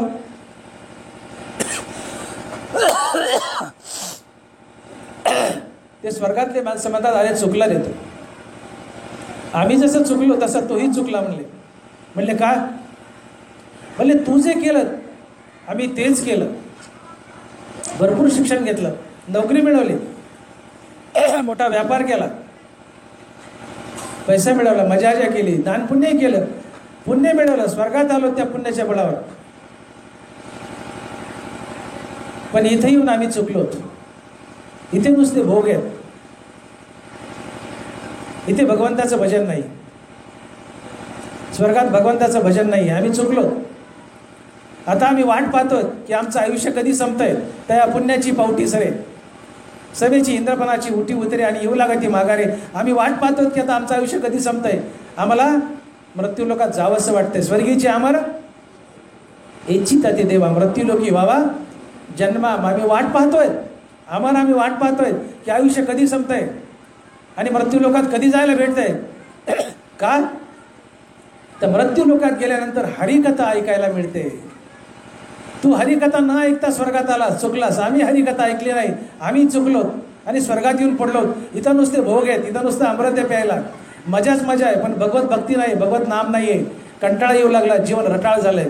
आता वाट पाहतोय कधी जीवन संपेल, कधी मृत्यू लोकात जाऊ आणि कधी हरिकथा ऐकू. का? तर हरिकथा ऐकली, भक्त चरित्र ऐकलं तर भक्त हे भगवंताचे मित्र आहेत, यात काय नवले. पण ज्या भक्ताचं चरित्र ऐकतो आणि भक्ताचं चरित्र सांगतो, तात्पर्य जे हरिकथा ऐकतात तेही भगवंताचे मित्र असतात आणि भगवंताला वैकुंठात घेऊन जातो. आणि म्हणून आम्ही दहिवंडीमध्ये असताना जर भक्तचरित्र ऐकलं असतं, हरिकथा ऐकली असती तर भगवंताचे मित्र बनला असतो आणि भगवंतानं आम्हाला वैकुंठात नेलं असतं, मोक्ष मिळाला असता. समीपता, स्वरूपता, सलोपता, संयोजता, कुठला तरी मोक्ष मिळाला असता, जीवन धन्य झालं असतं. पण आम्ही उभ्या आयुष्यात हरिकथा ऐकली नाही, म्हणून देवाचे मित्र बनलो नाही. पुण्याच्या वेळा स्वर्गात आलोत आणि इथं भोगात पडलो तर आम्ही चुकलोत. म्हणून तुम्ही तरी चुकू नका. सातत्यानं हरिकथा ऐका, भक्त चरित्र ऐका. का? कारण भक्त हे भगवंताचे मित्र असतात. भक्त हे भगवंताचे मित्र असतात, यात काय नवल. संभाजी, भक्त हे भगवंताचे मित्र असतात, यात काय नवल. पण तो भक्ताचं चरित्र ऐकतो आणि जो भक्ताचं चरित्र सांगतो तोही भगवंताचा मित्र असतो, यात खरं नवल आहे. आणि म्हणून आज मी व्यासपीठावर बसलोय आणि भक्तचरित्र सांगतोय, मी भगवंताचा मित्र आहे. तुम्ही ऐकतायत भक्ताचं चरित्र, तुम्हीही भगवंताचे मित्र आहेत. ही जीवनातली खरी कमाई आहे. ही जीवनातली खरी कमाई आहे की जी तुम्ही कमवली, मी कमवली. म्हणून हरिकथा ऐका, प्रवचन ऐका, कीर्तन ऐका, रामायण ऐका, भक्तचरित्र ऐका, श्रीमद भागवत ऐका. देवाचे मित्र बनाल, देव वैकुंठात घेऊन जाईल आणि तुम्हाला संत बनवेल. जगात सगळ्यात महान जर काय असेल तर संतपद आहे. जगात नंबर 2चं पद आहे ब्रह्मदेवाचं आणि नंबर 1चं पद आहे हरी आणि हर. हे दोघं एकच. हरिहरा भेद नाही नका करू वाद. भगवान शंकर आणि भगवान विष्णू एकच, एका नाण्याच्या दोन बाजू. एक एकाचे हृदय गोडी सागरीच्या ठाई, यांच्यात भेदभाव नाही, दोघं एकच आहेत, एका नाण्याच्या दोन बाजू. पण नंबर 1चं पद आहे हरी आणि हर आणि नंबर 2चं पद आहे ब्रह्मदेव. पण त्या ब्रह्मदेवाबद्दल लिहिताना ज्ञानोबा लिहितात, ब्रह्मादिक पदे, तुकोबा लिहितात, ब्रह्मादिक पदे दुःखाची शिराणे, ते तर चित्त झणी जडो देसी. अरे ते ब्रह्मदेवाचं पद म्हणले दुःखाचा सेलका वाटा आहे. ब्रह्मादिक पदे दुःखाची शिराणे, दुःखाचा सेलका वाटा आहे म्हणले. का? तर ब्रह्मदेवालाही जन्म मृत्यू आहे. ब्रह्मदेवालाही जन्म मृत्यू आहे. न चुकती पुनरावृत्तीचे वळसे, निवटलियाचे जैसे पोट न दुखे. ब्रह्मदेवालाही मरावं लागतं. आणि म्हणून जो ब्रह्मदेव ज्ञानोबा तुकोबाराच्या पायाची चाकरी करतात, ब्रह्मादिक जेत तुम्हा ओळखणे अनिक तुलने काय पुढे. जो ब्रह्मदेव ज्ञानोबा तुकोबाराच्या चरणाची सेवा करतो, हे ज्ञानोबा तुकोबाराचं संतपद जगात सगळ्यात महान आहे. ते संतपद तुम्हाला केवळ भक्तचरित्र ऐकल्यानं प्राप्त होतं. हे ज्ञानोबा बोलतायत. तुम्ही भगवंताचे मित्र होता भक्तचरित्र ऐकल्यावर, आणि भगवंताचा मित्र झालं की एक ना एक दिवस तुम्ही हळूहळू संतपदाकडे जाता, संत बनतात आणि म्हणून भक्तचरित्र ऐका. वामन भाऊ, भगवान बाबा अशा महापुरुषांचं चरित्र ऐकत जावं. आपण तिकडे जाणार थोडंसं. संत चरित्र सांगणं म्हणजे भारताचं चरित्र आहे. या भारताची खरी ओळख जर काय असेल तर संत. भारत म्हणजे काय? श्री संत ज्ञानेश्वर महाराज म्हणजे भारत, श्री संत तुकाराम महाराज म्हणजे भारत, नामदेव महाराज म्हणजे भारत, एकनाथ महाराज म्हणजे भारत, वामन भाऊ म्हणजे भारत, भगवान बाबा म्हणजे भारत, अर्जुन म्हणजे भारत, भगवान श्रीकृष्ण म्हणजे भारत, भगवान रामचंद्र म्हणजे भारत, छत्रपती शिवाजी महाराज म्हणजे भारत, छत्रपती संभाजी महाराज म्हणजे भारत. देश म्हणजे देशातील दगडमाती नव्हे, देश म्हणजे देशातील सत्पुरुष महापुरुष, देशातील संत. आणि म्हणून संताचं चरित्र सांगणं म्हणजे भारताचं चरित्र सांगणं. संताचं चरित्र सांगणं म्हणजे समुद्राच्या काठावर बसून आचमन करणं. काटिटिवी चाचू वरी मापसोय सागरी, मी नेनतू त्यापरी वर्तते येत. टिवटिवीने समुद्र उपसावा हा जसा तिचा दुबळा प्रयत्न आहे, तसं तुम्ही आम्ही संतांचं चरित्र सांगावं हा आमचा दुबळा प्रयत्न असतो. पण तरीही थोडाफार प्रयत्न करून संतांचं चरित्र सांगायचं असतं. संतपद हे जगातलं सगळ्यात महान पद आहे. हरी आणि हार सोडले तर जिथे स्वार्थ संपतो तिथे निस्वार्थ जीवन सुरू होतं. आणि निस्वार्थ जगतो तो संत असतो. संत हा वाळलेला नारळ असतो. वाळलेला नारळ कवटीला धरत नाही, तसं संत महात्मा संसाररूपी कवटीला धरत नाही, निस्वार्थ असतो. साधारण जीव हा ओला नारळ असतो, ओला नारळ कवटीला धरतो, साधारण जीव संसाररूपी कवटीला धरतो. संत तसे नसतात, निस्वार्थ असतात. जगात तुम्हाला एक वेळ देव लवकर भेटेल, किंबहुना देव भेटूनच आहे, त्याचा हृदय माझी विराम, देव भेटूनच आहे. देव लवकर भेटेल पण संत भेटणार नाही. बहु अवघड आहे संत भेटेल. तो महात्मा धनुर्धरा दुर्लभवाती, तो महात्मा धनुर्धरा दुर्लभवाती. जगात सगळ्यात दुर्मिळ काय तर संत आहे. जसा परीस आणि अमृत दुर्मिळ आहे तसे संत दुर्मिळ आहेत. जो स्वतःचा संसार करतो तो साधारण जीव असतो, जो जगाचा संसार करतो तो संत असतो. आणि म्हणून संत महात्मे जेव्हा वैकुंठाला जातात त्यावेळेस आपला काहीतरी ठसा पाठीमागे ठेवून जातात. तुकोबराय वैकुंठाला गेले पण आपला ठसा ठेवून गेले, आपलं वैराग्य मागे ठेवून गेले. आजही देहूगाव उदास आणि विरक्त वाटतं. जे आळंदीमध्ये करमतं ते देहूत करमत नाही. का? तुकोबरायने आपलं रखरखीत वैराग्य देऊत ठेवलंय. तुकोबराय वैकुंठाला गेले पण मागे वैराग्य ठेवून गेले. तुम्ही देऊत जा, उदास वाटतं, विरक्ती वाटते. देऊगाव विरक्त आहे. तुकोबरायचा तो मागे ठेवलेला अवशेष आहे, ठसा आहे, फुटप्रिंट्स आहे. आणि म्हणून जगातली सर्वात दुर्मिळ जर गोष्ट काय असेल तर ती संत पाहिजे. आणि म्हणून अशा संताचं चरित्र प्रत्येकानं ऐकावं. का? तो संत भगवंताचा मित्र असतो. आणि जे संताचं चरित्र ऐकतात आणि सांगतात तेही भगवंताचे मित्र असतात. आणि म्हणून संत चरित्र म्हटलं की संतांना आपल्या जीवनात केलेल्या लीला, संताचा जीवन वृत्तांत, संतांचं जीवन कार्य आणि संतांच्या अंगी असलेले सद्गुण, या चारही गोष्टीला मिळून संत चरित्र म्हणतात. संतांना केलेल्या लीला, त्यांचं जीवन वृत्तांत, त्यांचं जीवन कार्य आणि त्यांच्या अंगी असलेले सद्गुण. ज्ञानोबाराने रेडा बोलवला, ही लीला आहे ज्ञानोबारायची, हे चरित्र आहे ज्ञानोबारायचं. ज्ञानोबाराने रेडा बोलवला, स्वतःच्या पाठीवर मांडे भाजले, ज्ञानोबाराने जड भिंती चालवली, ज्ञानोबाराने सच्चिदानंद बाबा रूपी प्रेताला जीवदान दिलं, ते प्रेत उठलं आणि त्याने ज्ञानेश्वरी लिहिली. शके 1272 टीका केली ज्ञानेश्वरी. सच्चिदानंद बाबा आदरे लेखकू झाला. एका प्रेतानं लिहिली ज्ञानेश्वरी. ही साधी लीला नाहीये. ज्ञानोबा डिक्टेटर होते, ज्ञानोबा सांगायला आणि ते सच्चिदानंद बाबा रूपी प्रेत लिहायला. प्रेतानं ज्ञानेश्वरी लिहिली. रेडा बोलवला, पाठीवर मांडे वाजवले, जडभिंत चालवली, सच्चिदानंद बाबा रूपी प्रेताला उठवलं, जीवदान दिलं. या ज्ञानोबाच्या लीला. तसं भगवान बाबानं पाण्यावर ज्ञानेश्वरी वाचली. ही भगवान बाबाची लीला. बाबांचं रक्त जिथं सांडलं तिथं तुळशी उगल्या, तुळशी उगल्या. ही बाबांची लीला आहे, भगवान बाबाची लीला आहे. संतांना आपल्या जीवनात केलेल्या लीला यावर थोडासा प्रकाश टाकणं संत चरित्र असतं. मी का बोलतोय की तुम्ही वामन भाऊन भगवान बाबा यांच्या मूर्तींची प्राण प्रतिष्ठा केली आहे आणि म्हणून मी हा विषय निवडला आहे मुद्दाम म्हणून. हो,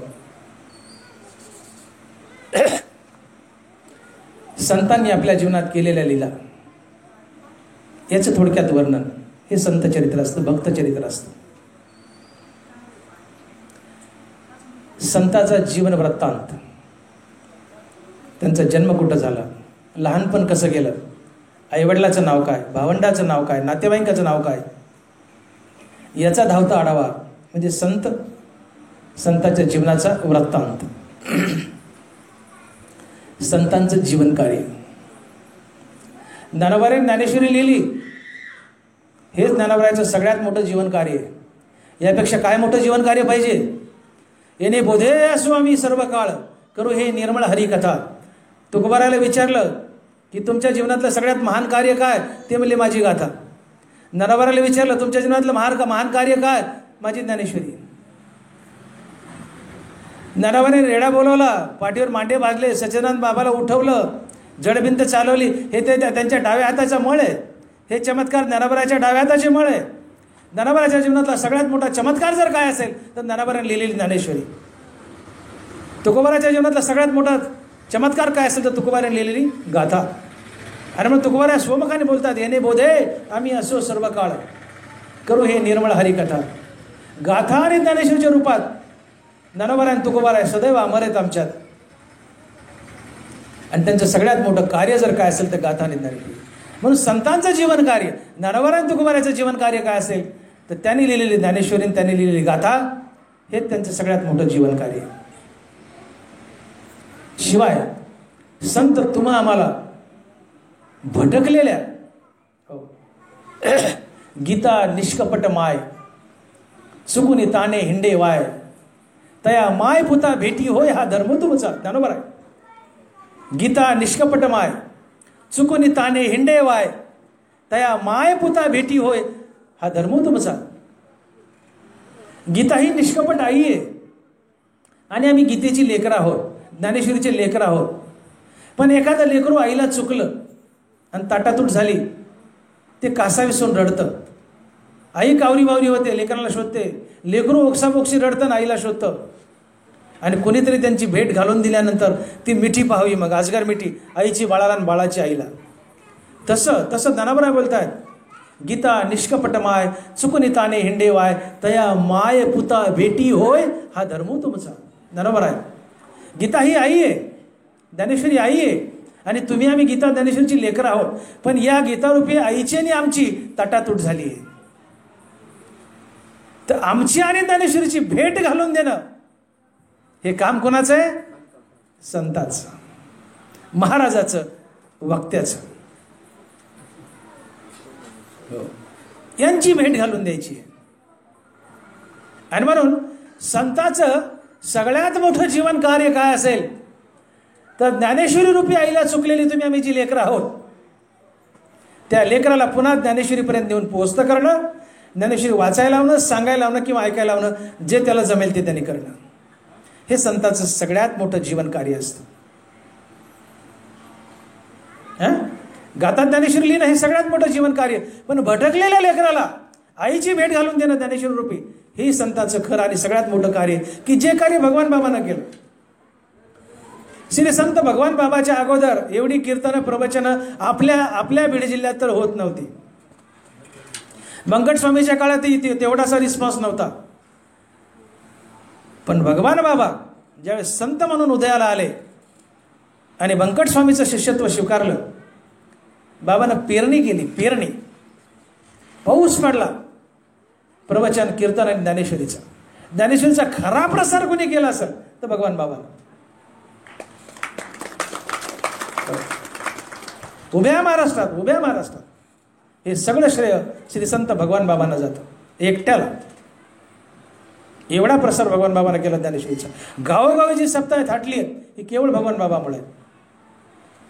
आणि म्हणून मी बोललो की आम्ही लेकर आहोत आणि गीता आई आहे, ज्ञानेश्वरी आई आहे, तिची आमची तटातूट झाली आहे, तर आम्हाला लेकराला या ज्ञानेश्वरीपर्यंत नेऊन पोहोचणं करण्याचं काम श्री संत भगवान बाबांना केलंय. गीता निष्कपट माय सुकुनिताने हिंडे वाय तया माय पुता भेटी होय, हा धर्म तुमचा. हा बाबाचा धर्म आहे, भगवान बाबाचा धर्म आहे. हा भगवान बाबाचं जीवन कार्य आहे की त्यांनी आम्हाला भटकलेल्या लेकराला गीतारूपी आईची भेट घालून दिली. म्हणून बाबाचा उपकार कधी आम्ही फेडू शकत नाही. सप्ताह जे होत आहेत ते केवळ बाबामुळेच. हो,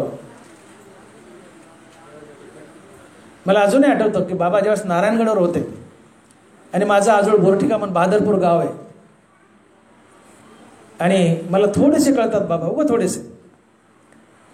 आणि आमच्या आजोबाचा, आईच्या वडिलाचा आणि बाबाचा एवढा घरोली संबंध होता की ते बहादरपूर नावाचं गाव आहे बोरठिका, ते त्यांनी आजोळ का माहेर काहीतरी समजलं होतं.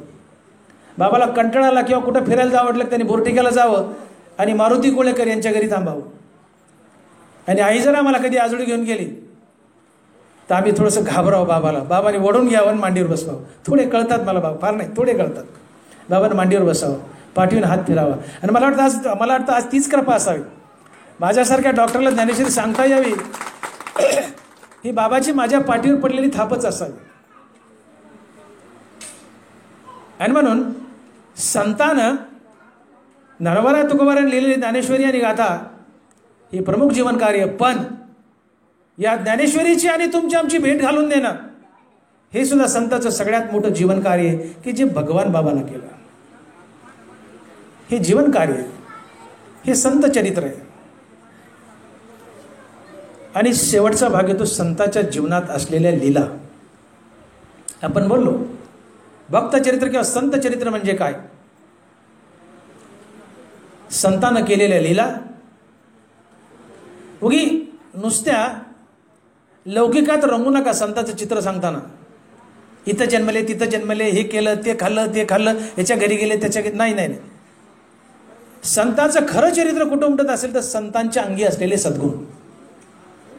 पहिलं संतांनं केलेल्या लीला, दुसरं संतांचं जीवन वृत्तांत, तिसरं संतांचं जीवन कार्य, आणि चौथं संतांच्या अंगी असलेली सद्गुण. या 4 गोष्टीला मिळून संत चरित्र म्हणतात किंवा भक्त चरित्र म्हणतात. ओझरता स्पर्श आपण पहिल्या 3 गोष्टीला केलाय. चौथी महत्वाची गोष्ट आहे की भक्त चरित्र किंवा संत चरित्र म्हणजे संतांच्या अंगी असलेले सद्गुण. हे संतांचं खरं चरित्र असते. संत कसा ओळखावा. 12व्या अध्यायात 15-20 लक्षणं आली आहेत ज्ञानेश्वरीच्या गीतेच्या. 13व्या अध्यायात 18 लक्षणं आली आहेत. अमानितम दंभितम हिंसा क्षांतिरार्जव आचार्य पाशन शौचस्थैर्य मात्म विनिग्रह. 12व्यामध्ये 10-15 आलेत, 15-20 आलेत, 13व्यामध्ये 18 आलेत आणि 16व्यामध्ये 26 लक्षणं आलेत दैवी संपत्ती. असे एकूण जर संताची लक्षणं बोलली तर 50च्या पुढे जातील. आणि एक संताचं लक्षण सांगायचं म्हणलं तर 10-10 मिनिट सहज लागतील एका लक्षणाला. 50 × 10 = 500.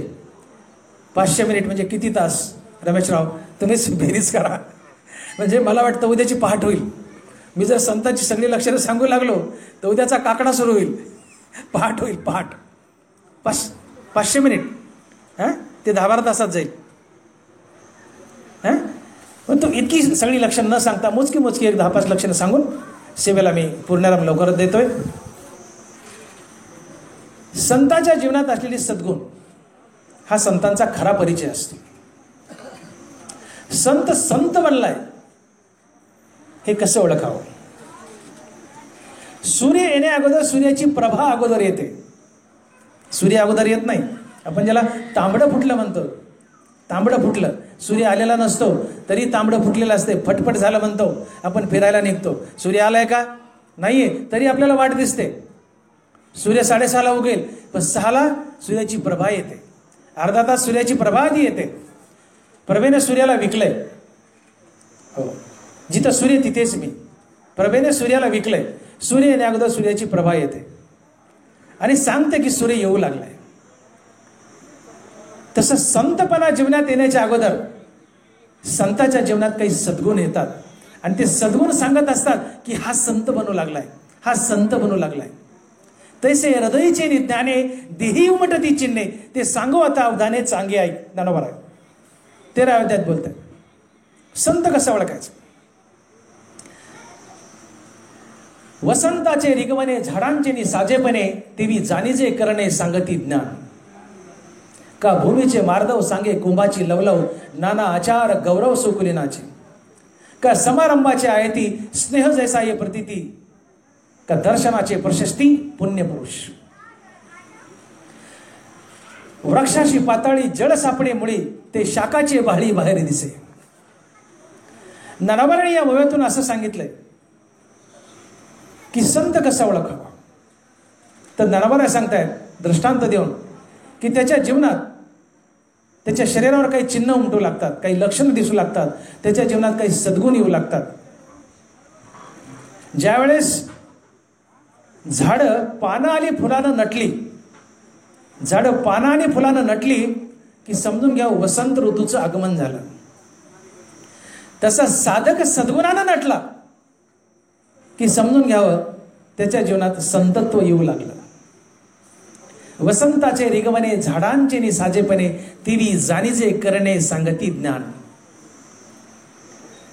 हे सद्गुण इंद्रियाच्या कृतीतून प्रकट होत असतात. जाणीजे करणे सांगती ज्ञान.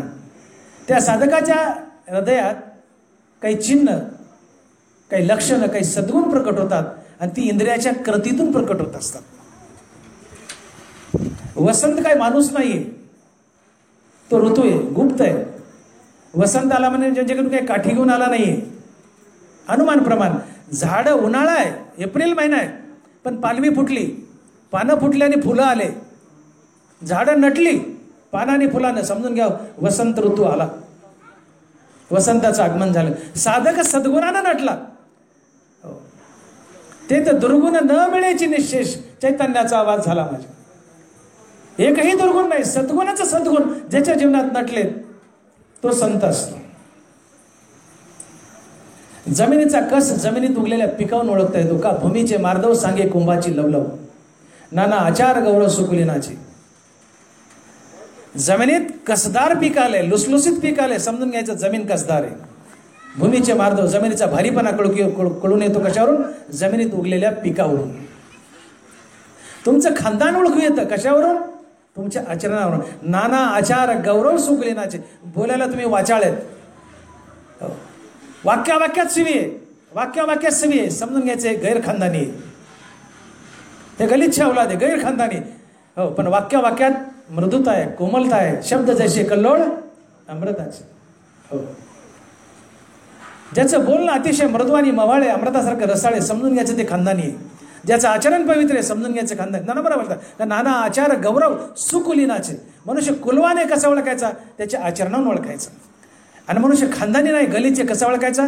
आचरण. गलिच्छ आचरण, गलिच्छ खानदान. चांगलं आचरण, चांगलं खानदान.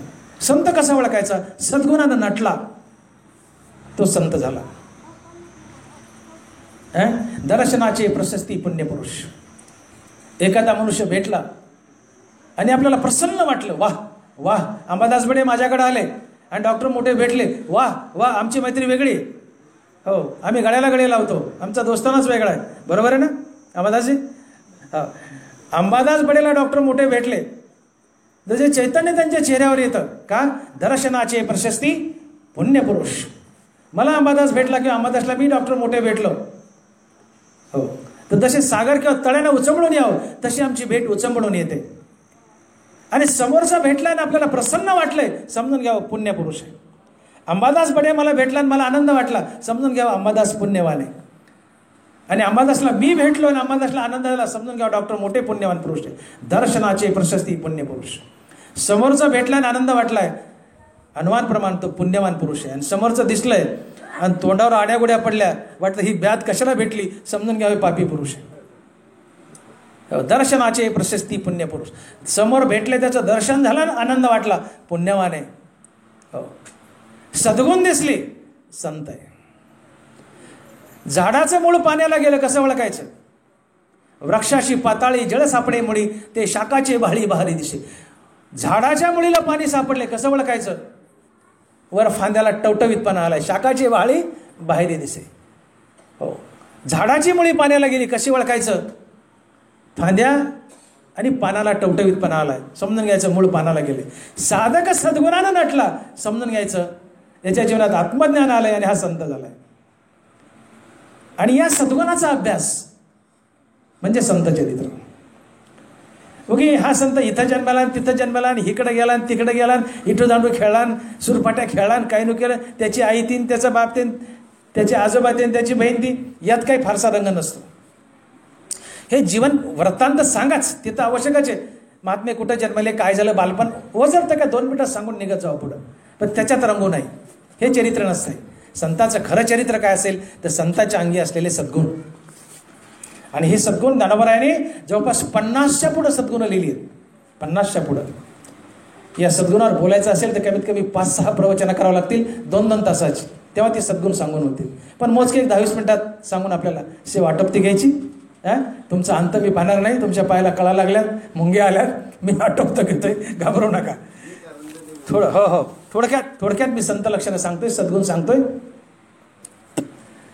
आणि हा सद्गुणाचा अभ्यास, संतांच्या अंगी असलेल्या सद्गुणाचा अभ्यास म्हणजे संत चरित्र, भक्त चरित्र.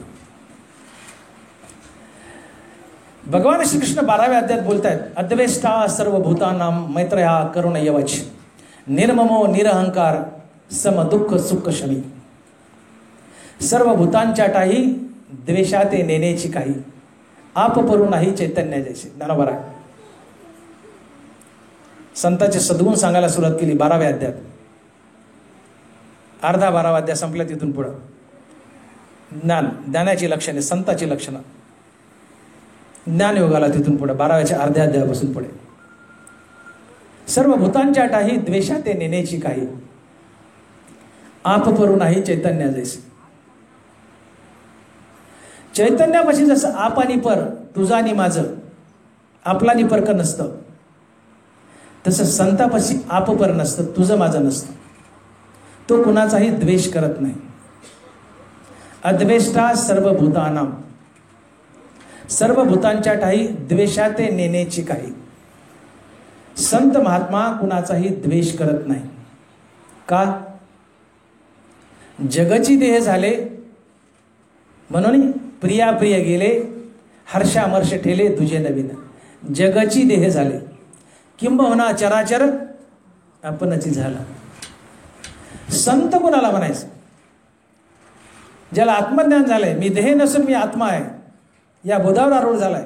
आता मी आत्मा आहे, मी आत्मा आहे म्हणल्यावर आत्मा विश्वव्यापी, म्हणजे आत्म्याच्या रूपाने मीच विश्वव्यापलंय.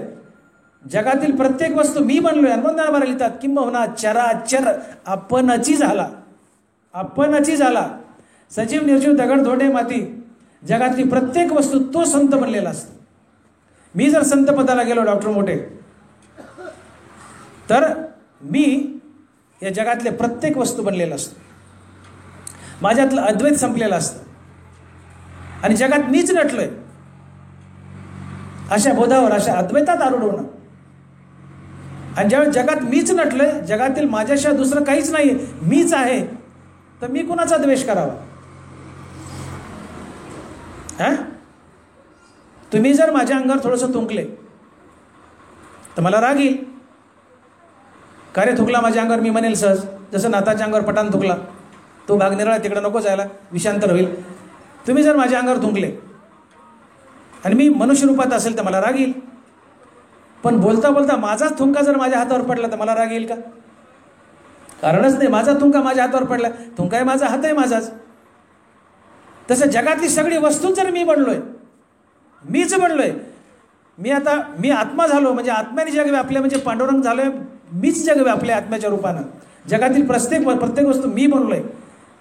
आणि म्हणून कुणाचाही द्वेष करणं म्हणजे माझाच द्वेष झाला. कुणाला शिवी देणं म्हणजे मलाच शिवी दिली, कुणाला मारणं म्हणजे मलाच मारणं, कुणाला लुटणं म्हणजे मलाच लुटणं. कुणाचं वाईट करणं म्हणजे माझंच वाईट करणं, कुणाचं चांगलं करणं म्हणजे माझंच वाईट चांगलं करणं. किंबहुना चराचर आपणच झाला, चराचर तो बनलाय. आता द्वेष करायचा कोणाचा? जगातील प्रत्येक वस्तू तो बनलाय. आणि म्हणून महात्मा कोणाचा द्वेष करत नाही. अद्वेष्टा सर्व भूतानां हा संतांचा सगळ्यात मोठा सद्गुण असतो. तो कुणाचाही द्वेष करत नाही. का? जगतातील प्रत्येक वस्तू तो बनलेला असतो. मैत्र हा संतांची सगळ्यासोबत मैत्री असते. जसं प्राण, पाणी आणि पृथ्वी यांची सगळ्यासोबत मैत्री असते. सगळ्यासोबत. बघा तुम्ही, पाणी, गायीची त्रषा हरून व्याघ्रा ते विष होऊन मारू, हे नेण्याची करू तोय जैसे. बरोबर आहे. पाणी कधी म्हणतं का की वाघ दुष्ट आहे आणि गाय कृपाळू आहे, प्रेमळ आहे, सज्जन आहे, मी फक्त गायीलाच पिऊ देईल आणि वाघाला पिऊ देणार नाही, असं पाणी कधी म्हणतं का? गायीची त्रषा हरू व्याघ्रा ते विष होऊन मारो, हे नेण्याची करू तोय जैसे. पाणी जसं सज्जन गायीलाच मी पिऊ देईल आणि दुष्ट वाघाला पिऊ देणार नाही असं म्हणत नाही. गायीला जेवढ्या प्रेमानं पी म्हणतं तितक्या प्रेमानं वाघालाही पी म्हणतं. पाण्याची गायीसोबत जी मैत्री आहे ती वाघासोबतही आहे तेवढीच. तशी संताची सज्जनासोबत जेवढी मैत्री आहे दुर्जनासोबतही तेवढीच मैत्री असते. तो संत असतो. आणि हा संताचा विशेष सद्गुण आहे. रायाचे देह चाळू रंका ते पर्वते गाळू, हे न करेची कृपाळू प्राणू जैसा. प्राण कधी म्हणतो का? की जे हरिकथा ऐकायला येतात त्यांनाच मी जीवन ठेवील, आणि जे हरिकथा ज्ञानेश्वरी प्रवचन ऐकायला येत नाही त्यांना संध्याकाळी मारून टाकतो, असं कधी झाले का?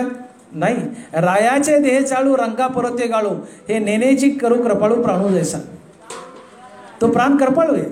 राजाचा हा देह चालवतो, चोट्याचा, रंकाचा, दुष्टाचाही देव चालवतो. जसं प्राणापाशी आपपर भेद नाही, सर्वाशी मैत्री भाव आहे, चांगला असो वाईट असो, संतापाशीही आपपर असा भेद नाही.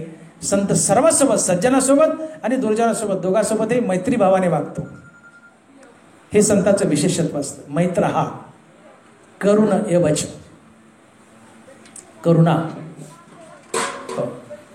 तो सगळ्यावर सारखं प्रेमाने सारखी करुणा करतो.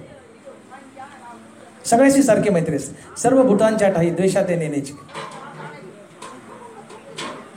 निर्ममो निरहंकार,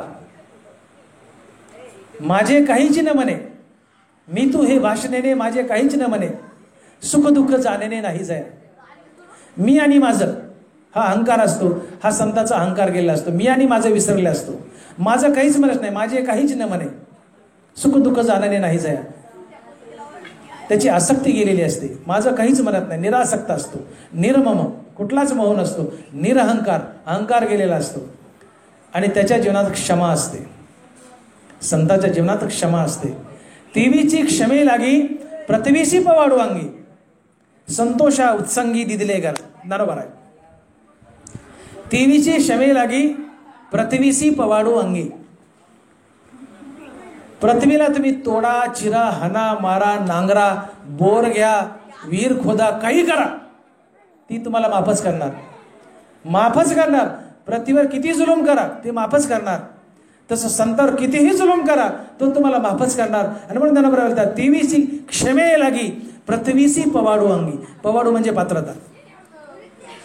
पृथ्वीत माफ करण्याची जी पात्रता आहे, कितीही त्रास द्या पृथ्वीला, तोडा, चिरा, खादा, खोदा, काही करा, ती माफच करणार. तसं संताला कितीही त्रास द्या तो तुम्हाला माफच करणार. हा संताचा फार मोठा सद्गुण आहे की जो पृथ्वीशी मिळता जुळता आहे. आणि संतोष तर त्याने आपल्या मांडीवर बसवला. म्हणजे संतोषा उत्संगी दिदिले घर. उत्संग म्हणजे मांडी. संतोष अर्थात आनंद हा संताच्या सदा सर्व काळ मांडीवर बसलेला आहे म्हटले. आणि म्हणून ज्ञानोबा लिहितात, भगवान बोलले, संतुष्टम सततम योगी वार्षी वेन सागरू, जैसा जडे नित्य निर्भरू, तैसा निरुपचारी संतोष. वार्षी वेन सागरू, जैसा जडे नित्य निर्भरू. समुद्र सदा सर्वदा तुडुंब भरून राहण्यासाठी नद्यावर अवलंबून नसतो. आणि मग ज्ञानोबा बोलतो, वार्षी वेन सागरू. समुद्र पावसाच्या पाण्यावर अवलंबून नसतो. तो स्वयंभू आहे, तो भगवंताची दिव्य विभूती आहे. 12 वर्ष अतिवृष्टी होऊ द्या, सातत्याने पाऊस पडू द्या, समुद्राचं फुटभरही पाणी वाढत नाही. नसता मुंबई पाण्यात गेली असते. 10-12 वर्ष सारखा पाऊस पडू द्या, मुंबई पाण्याचे 10-12 वर्ष नाही, 100 वर्ष पाऊस पडू द्या, 100 वर्ष नॉनस्टॉप पाऊस पडू द्या, समुद्राचं फुटभरही पाणी वाढत नाही. का? समुद्री रेखा न उलंडावी, पर्वती बैसका न सांडावी, पृथ्वी भूते व्हावी, हे आज्ञा माझे. भगवान बोलतात, समुद्रे रेखा न उलंडावी. हो, 100 वर्ष सारखा पाऊस पडू द्या, फुटभरही समुद्र वाढत नाही. 100 वर्ष दुष्काळ पडू द्या, फुटभरही समुद्र कमी होत नाही. तो स्वयंभू आहे. नद्याच्या पाण्याची मदत न घेता समुद्र जसा सदा सर्व काळ तुडुंब आणि तृप्त असतो, संतुष्ट असतो, तसा साधू संत महात्मा बाह्य साधनाची, धन दौलत बायका मुलाची, पैशातल्याची कुणाचीही मदत न घेता नुसत्या हरिनामाच्या बळावर सदा सर्वदा तुडुंब आणि तृप्त असतो, संतुष्ट असतो. आणि म्हणून ज्ञानोबा बोलले, वार्षी विन सागरू जैसा जळे नित्य निर्भरू, तैसा निरुपचारी संतोषी. फाटक्या धोतरात भंडाऱ्यावर उड्या मारणारे तुकोबार आहे. फाटकं धोतर नामदेवराव तुकोबार आहे, यांची गरिबी. त्यांच्या धोतराच्या गाठी मोजायला गेले तर मोजता यायच्या नाही, इतकी टोकाची गरिबी. आम्ही सदैव सुडके, महाराज मुखानं बोलतात, आम्ही सदैव सुडके, जवळी येता चोर धाके, असे तुकोबार आहे फाटक्या धोतरात. पण भंडाऱ्यावर अफाट सुखात जगतात, अफाट सुखात. आणि माझ्या सुखाचं कारण ऐका म्हणतात. माझ्याजवळ काही नाहीये, मी सुडका आहे, पण माझ्या सुखाचं कारण ऐका. काय? आम्ही तेने सुखी, तुकोबार आहे, आम्ही तेने सुखी म्हणा विठ्ठल विठ्ठल मुखी. माझ्या सुखाचं कारण काय? फक्त विठ्ठल विठ्ठल मुखी. हो, बाह्याची भाष नेनिजेची निशेष, अंतरी सुख एकाती. मी केवळ रामनामानं विठ्ठल नामानं सुखी आहे. आणि म्हणून जो बाह्य साधनाची मदत न घेता केवळ रामनामानं सदैव सुखी असतो, तो महात्मा असतो. हे साधूचं मुख्य लक्षण आहे, हा सद्गुण आहे. संतुष्टम सततम योगी, वारसी विन सागरू जैसा जळे नित्य निर्भरू, तैसा निरुपचारी संतोषीचो. म्हणून सुख बाहेर शोधू नका, सुख हृदयात शोधा. हो, बाह्याची भाष नेनिजेची निशेष, अंतरी सुख एकाती. अंतरी मन सतत बाहेर धावतंय आणि त्याला फक्त रामनामानंच अंतर्मुख करता येतं. विषानीय होतं पण क्षणभर होतं, रामनामानं कायमचं अंतर्मुख होतं. आणि अंतर्मुख झालं मन एकदा, बहिर्मुख धावणारं रामनामानं, की हृदयस्थ परमात्म्याला जाऊन मिळतं आणि तिथं त्याचा लय होतो. आणि मन आणि हृदयस्थ परमात्मा यांच्या भेटीतून मनाला स्थिरता लाभते आणि मनाच्या भेटीतून येणारा अनुभव म्हणजे सुख असतं. हो, मनाची स्थिरता हे सुख आणि मनाची अस्थिरता हे दुःख. आणि मग मनाला स्थिरता जर लाभायची असेल कायमची, तर ती फक्त रामनामाला लाभते, विठ्ठल नामाला लाभते. कारण बहिर्मुख धावणारं मन रामनामानं अंतर्मुख होतं, हृदयस्थ रामाला जाऊन भेटतं. मन आणि आत्मा किंवा मन आणि राम यांच्या भेटीनं हृदयात मन स्थिरावतं आणि मनाची स्थिरता हेच सुख असतं. हो, किंबहुना सोय जीव आत्मयाची लाय, ते तजे होय तया नाव सुख. ऐसी अवस्था न जोडिता पारता, जिजे ते सर्वथा दुःख जाणे. ज्ञानोबा आहे. आणि मग सुख आत शोधा, हृदयात शोधा. सुखाला साधनाची गरज नाहीये, सुख हृदयात आहे. फक्त रामनाम घ्या, ते मन हृदयात जातं आणि हृदयस्थ रामाशी एकरूप होतं आणि स्थिरावतं. मनाचं स्थिरावणं हेच सुख, मनाची स्थिरता हेच सुख, मनाची अस्थिरता हेच दुःख. आणि मनाची स्थिरता फक्त रामनामाने साधता येते. आणि म्हणून तुकोबाराय बोलले की माझ्या सुखाचं कारण काय? तर म्हणा विठ्ठल विठ्ठल मुखी. आणि म्हणून ज्ञानोबा बोलले की बाह्य साधनाची मदत न घेता केवळ विठ्ठल नामानं जो सुखी असतो तो साधू असतो, किंवा साधू केवळ विठ्ठल नामानं सुखी बनतो. संतुष्टम सततम योगी, सतत संतुष्ट असतो केवळ रामनामानं, बाह्य साधनाची मदत न घेता, बायकापुरो धन दौलत कोणाची मदत न घेता केवळ रामनामानं सुखी असतो. अंतरी सुख एकाती. तो जितेंद्रिय असतो. संतांना इंद्रिय जिंकलेली असतात, तो जितेंद्रिय असतो. त्यांनी मन आणि बुद्धी परमात्म्यामध्ये भगवंतामध्ये स्थिर केलेली असते. तो सातत्यानं भगवंताचं नामचिंतन करत असतो. ज्ञानोबा बोलले की साधूचं आणखीन एक महान लक्षण सद्गुण, की सिंधूचरी माझे जळचरा भय न उपजे आणि जळचरी न उबगीजे समुद्र जेवी, तैसे उन्मत्त जगे जया खंती न लगे आणि जयाचे नियांगे नशिने लोको. समुद्र किती खवळला त्याला भरती आली, समुद्र किती खवळला तर मासे समुद्राला कंटाळत नाहीत. आणि माशाने किती समुद्र ढवळून काढला तर समुद्रही माशाला कंटाळत नाही. बघा, सिंधूचे माझे जळचरा भय न उपजे. आणि जळचरी न उबगीजे समुद्र जेवी तीवी उन्मत्त जगे जया खंती न लगे जयाचेनी अंगे न शिने लोक.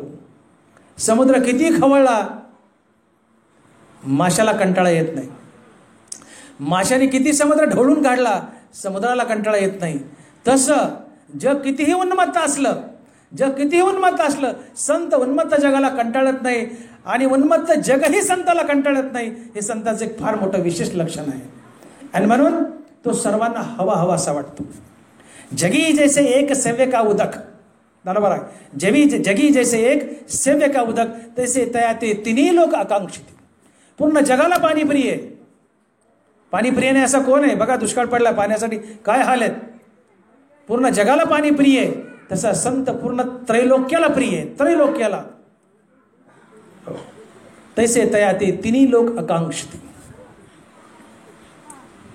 जग उन्मत्त आहे, माजोरी आहे, बदमाश आहे, पण संत त्या उन्मत्त जगाला कंटाळत नाही आणि उन्मत्त जगही संताला कंटाळत नाही.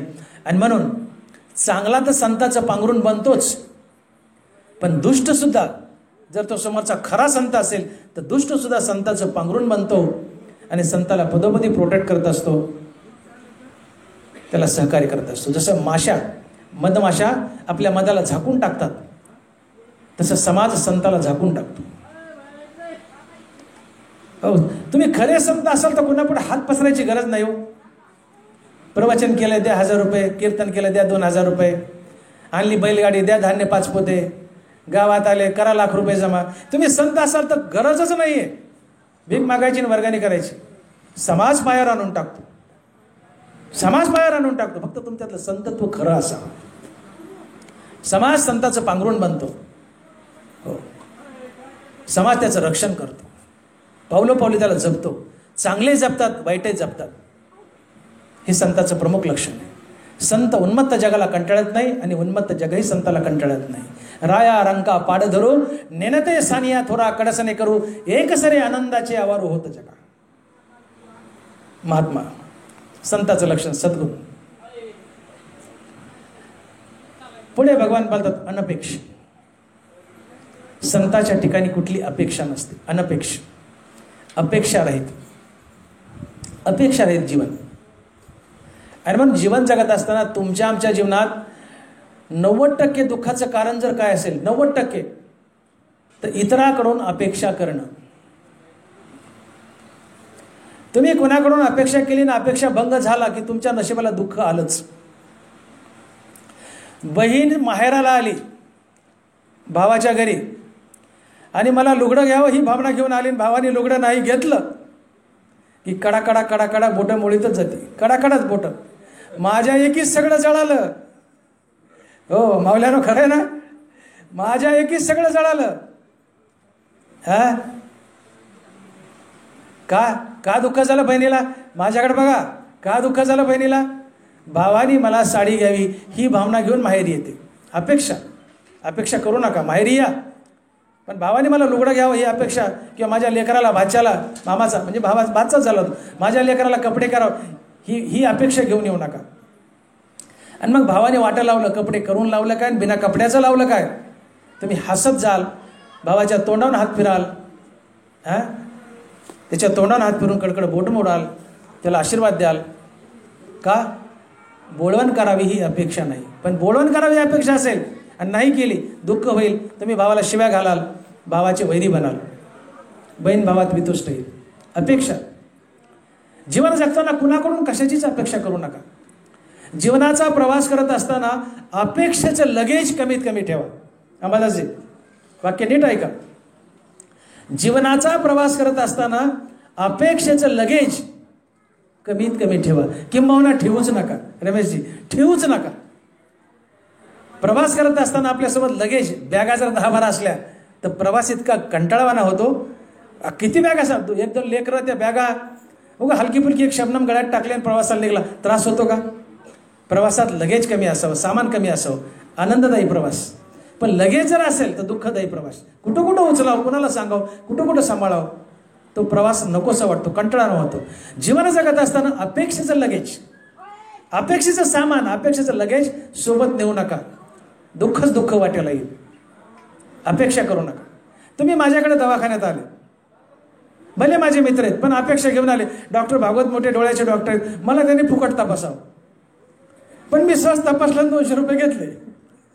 आता हा बाबा मोठोपर्यंत जातो, अरे गेलो यार मित्र म्हणून यांनी पैसे घेतले, दुःख झालं. अरे अपेक्षाच करू नको ना मोठ्याने फुकट तपासावं. मोठेल तुझी मैत्री सच्ची वाटली तर फुकट तपासाल, तो त्याला सांगायची काय गरज आहे? का दुःख झालं? मोठ्याने मला फुकट तपासावं, पण तपासलं नाही, दुःख वाटायला. आम्ही परिसरातल्या सगळ्या गणागोताकडून, मित्राकडून, नातेवाईकडून, सगळ्याकडून काही ना काही अपेक्षा करतो आणि त्या पूर्तीला जात नाहीत. अपेक्षा भंग होतो आणि अपेक्षा भंग झालं की वाटेला दुःख येतं. म्हणून 90% दुःख आमच्या पदरी कशामुळे असेल? ते अपेक्षेमुळे. अनपेक्ष जीवन जगा. कोणाकडून काही अपेक्षा करू नका. संत जीवन अनपेक्ष असतं. अनपेक्ष हा सर्वात मोठा सद्गुण आहे, अनपेक्ष. हो, जे संताच्या ठिकाणी कुठलीही अपेक्षा नसते. सुखासी चढावा जयाचे असणे, जयाच्या ठाई पांडवा अपेक्षे नाही रिगावा. सुखासी चढावा जयाचे असणे. संताच्या ठिकाणी कशाचीच अपेक्षा नसते आणि म्हणून त्याच्या ठिकाणी सुख हे चढत जातं. वरचेवर वरचेवर वरचे सुख चढत जातो. तो वरचेवर सुखी होतो का? अपेक्षाच करत नाही.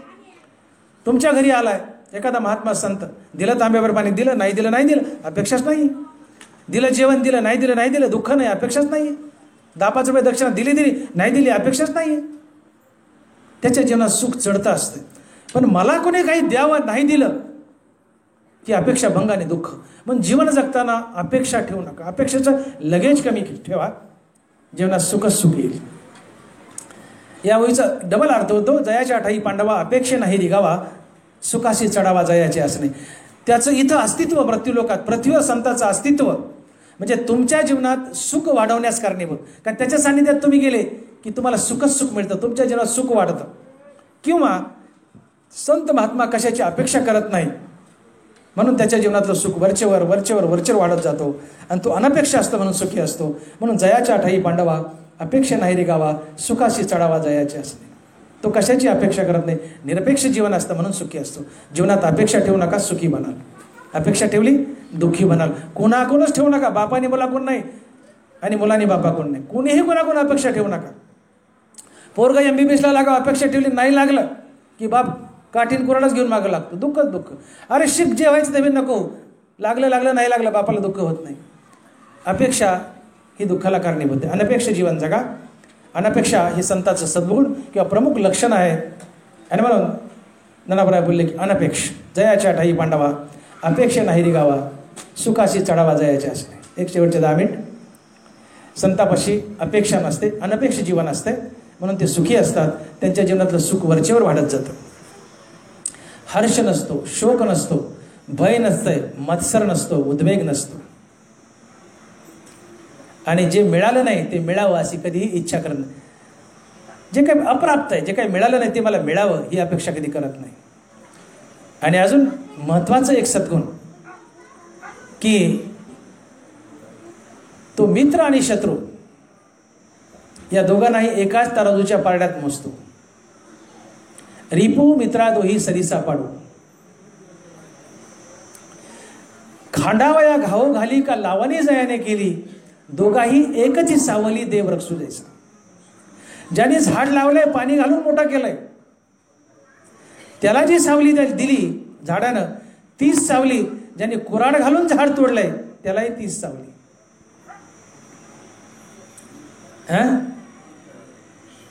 जयाच्या ठाई वैषम्याची वार्ता नाही, रिपू मित्रा दोही सरीसा पाडू, खांडावया घावो घाली का लावणी जयाने केली, दोघाही एकची सावली देदेस. ज्यांनी झाड लावले आणि झाड तोडले त्या दोघालाही सारखीच सावली. हा वृक्षाचा गुण आहे. ना तरी इक्षुदंडू पाळीत्या गोडू गाळीत्या कडू नोहेची जेवी. ज्याने ऊस लावलाय आणि पाणी देऊन मोठा केलाय त्यालाच मी गोड रस देईल, आणि ज्याने कापून चरकात घातलाय त्याला कडू रस देईल. असं कधी दिवसांनी केले काय? नाही. हो. ना तरी इक्षुदंडू लावी त्या गोडून गाळी त्या कडू असं नाही. लावणारालाही गोडच रस आणि कापून चरकात घालणारालाही गोडच रस. दिवा आहे, घरच्याला उजेड देईल, बाहेरच्याला अंधार करेल असं कधीच नाही. तसं झाड जसं लावणाऱ्याला आणि तोडणाऱ्याला सारखीच सावली देतं, त्याच्यापाशी वैरभाव नसतो किंवा मैत्रभाव नसतो, सगळ्यांना सारखंच. तसं संतापाशी हे आपपर नसतंय, रिपुमित्र भाव नसतो, शत्रुमित्र भाव नसतो. मला तोडले म्हणून मी सावली देणार नाही असं झाड म्हणत नाही, किंवा मला वाढवले म्हणून मी सावली दिला असं झाड म्हणत नाही. तसं ज्याने संताला त्रास दिलाय मी त्याच्याकडे बघून घेईल असं संत कधी म्हणत नाही. आणि ज्याने घरी नेऊन जीव घातलं त्याला लईच मोठं करील असंही संत म्हणत नाही. घरी नेऊन जीव घालणाराला आणि रोज शिव्या देऊन गावातून हकलून देणारा दोघांवरही सारखीच कृपा तो संत असतो. रिपू मित्रा दोही सरी सापड, त्यांच्यापाशी भेदभाव नसतो. हे संत जीवन असतं, हा सद्गुण असतो. निंदा स्तुती मान अपमान सुख दुःख या गोष्टी दुखंडू होत नाही. जो मान अपमानातेस आहे सुख दुःख जेत समाये, निंदा स्तुती नो हे दुखंडू. निंदा केली खचायचं नाही, स्तुती केली उफाळून यायचं नाही, दुःख आलं खचायचं नाही, सुखाला उफाळून यायचं नाही. सुखी संतोषानं यावे, दुःखी विषादानं भजावे, लाभा लाभ न धरावे मना माझे.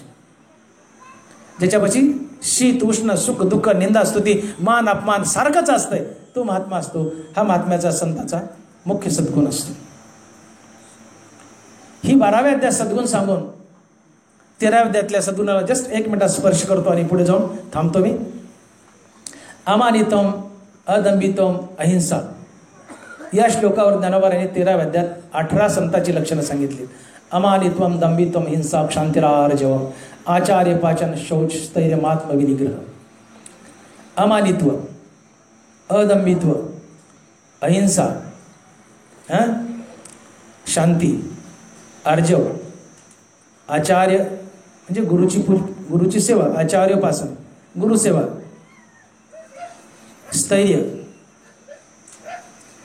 आणि अंतकरण निग्रह आणि शौच.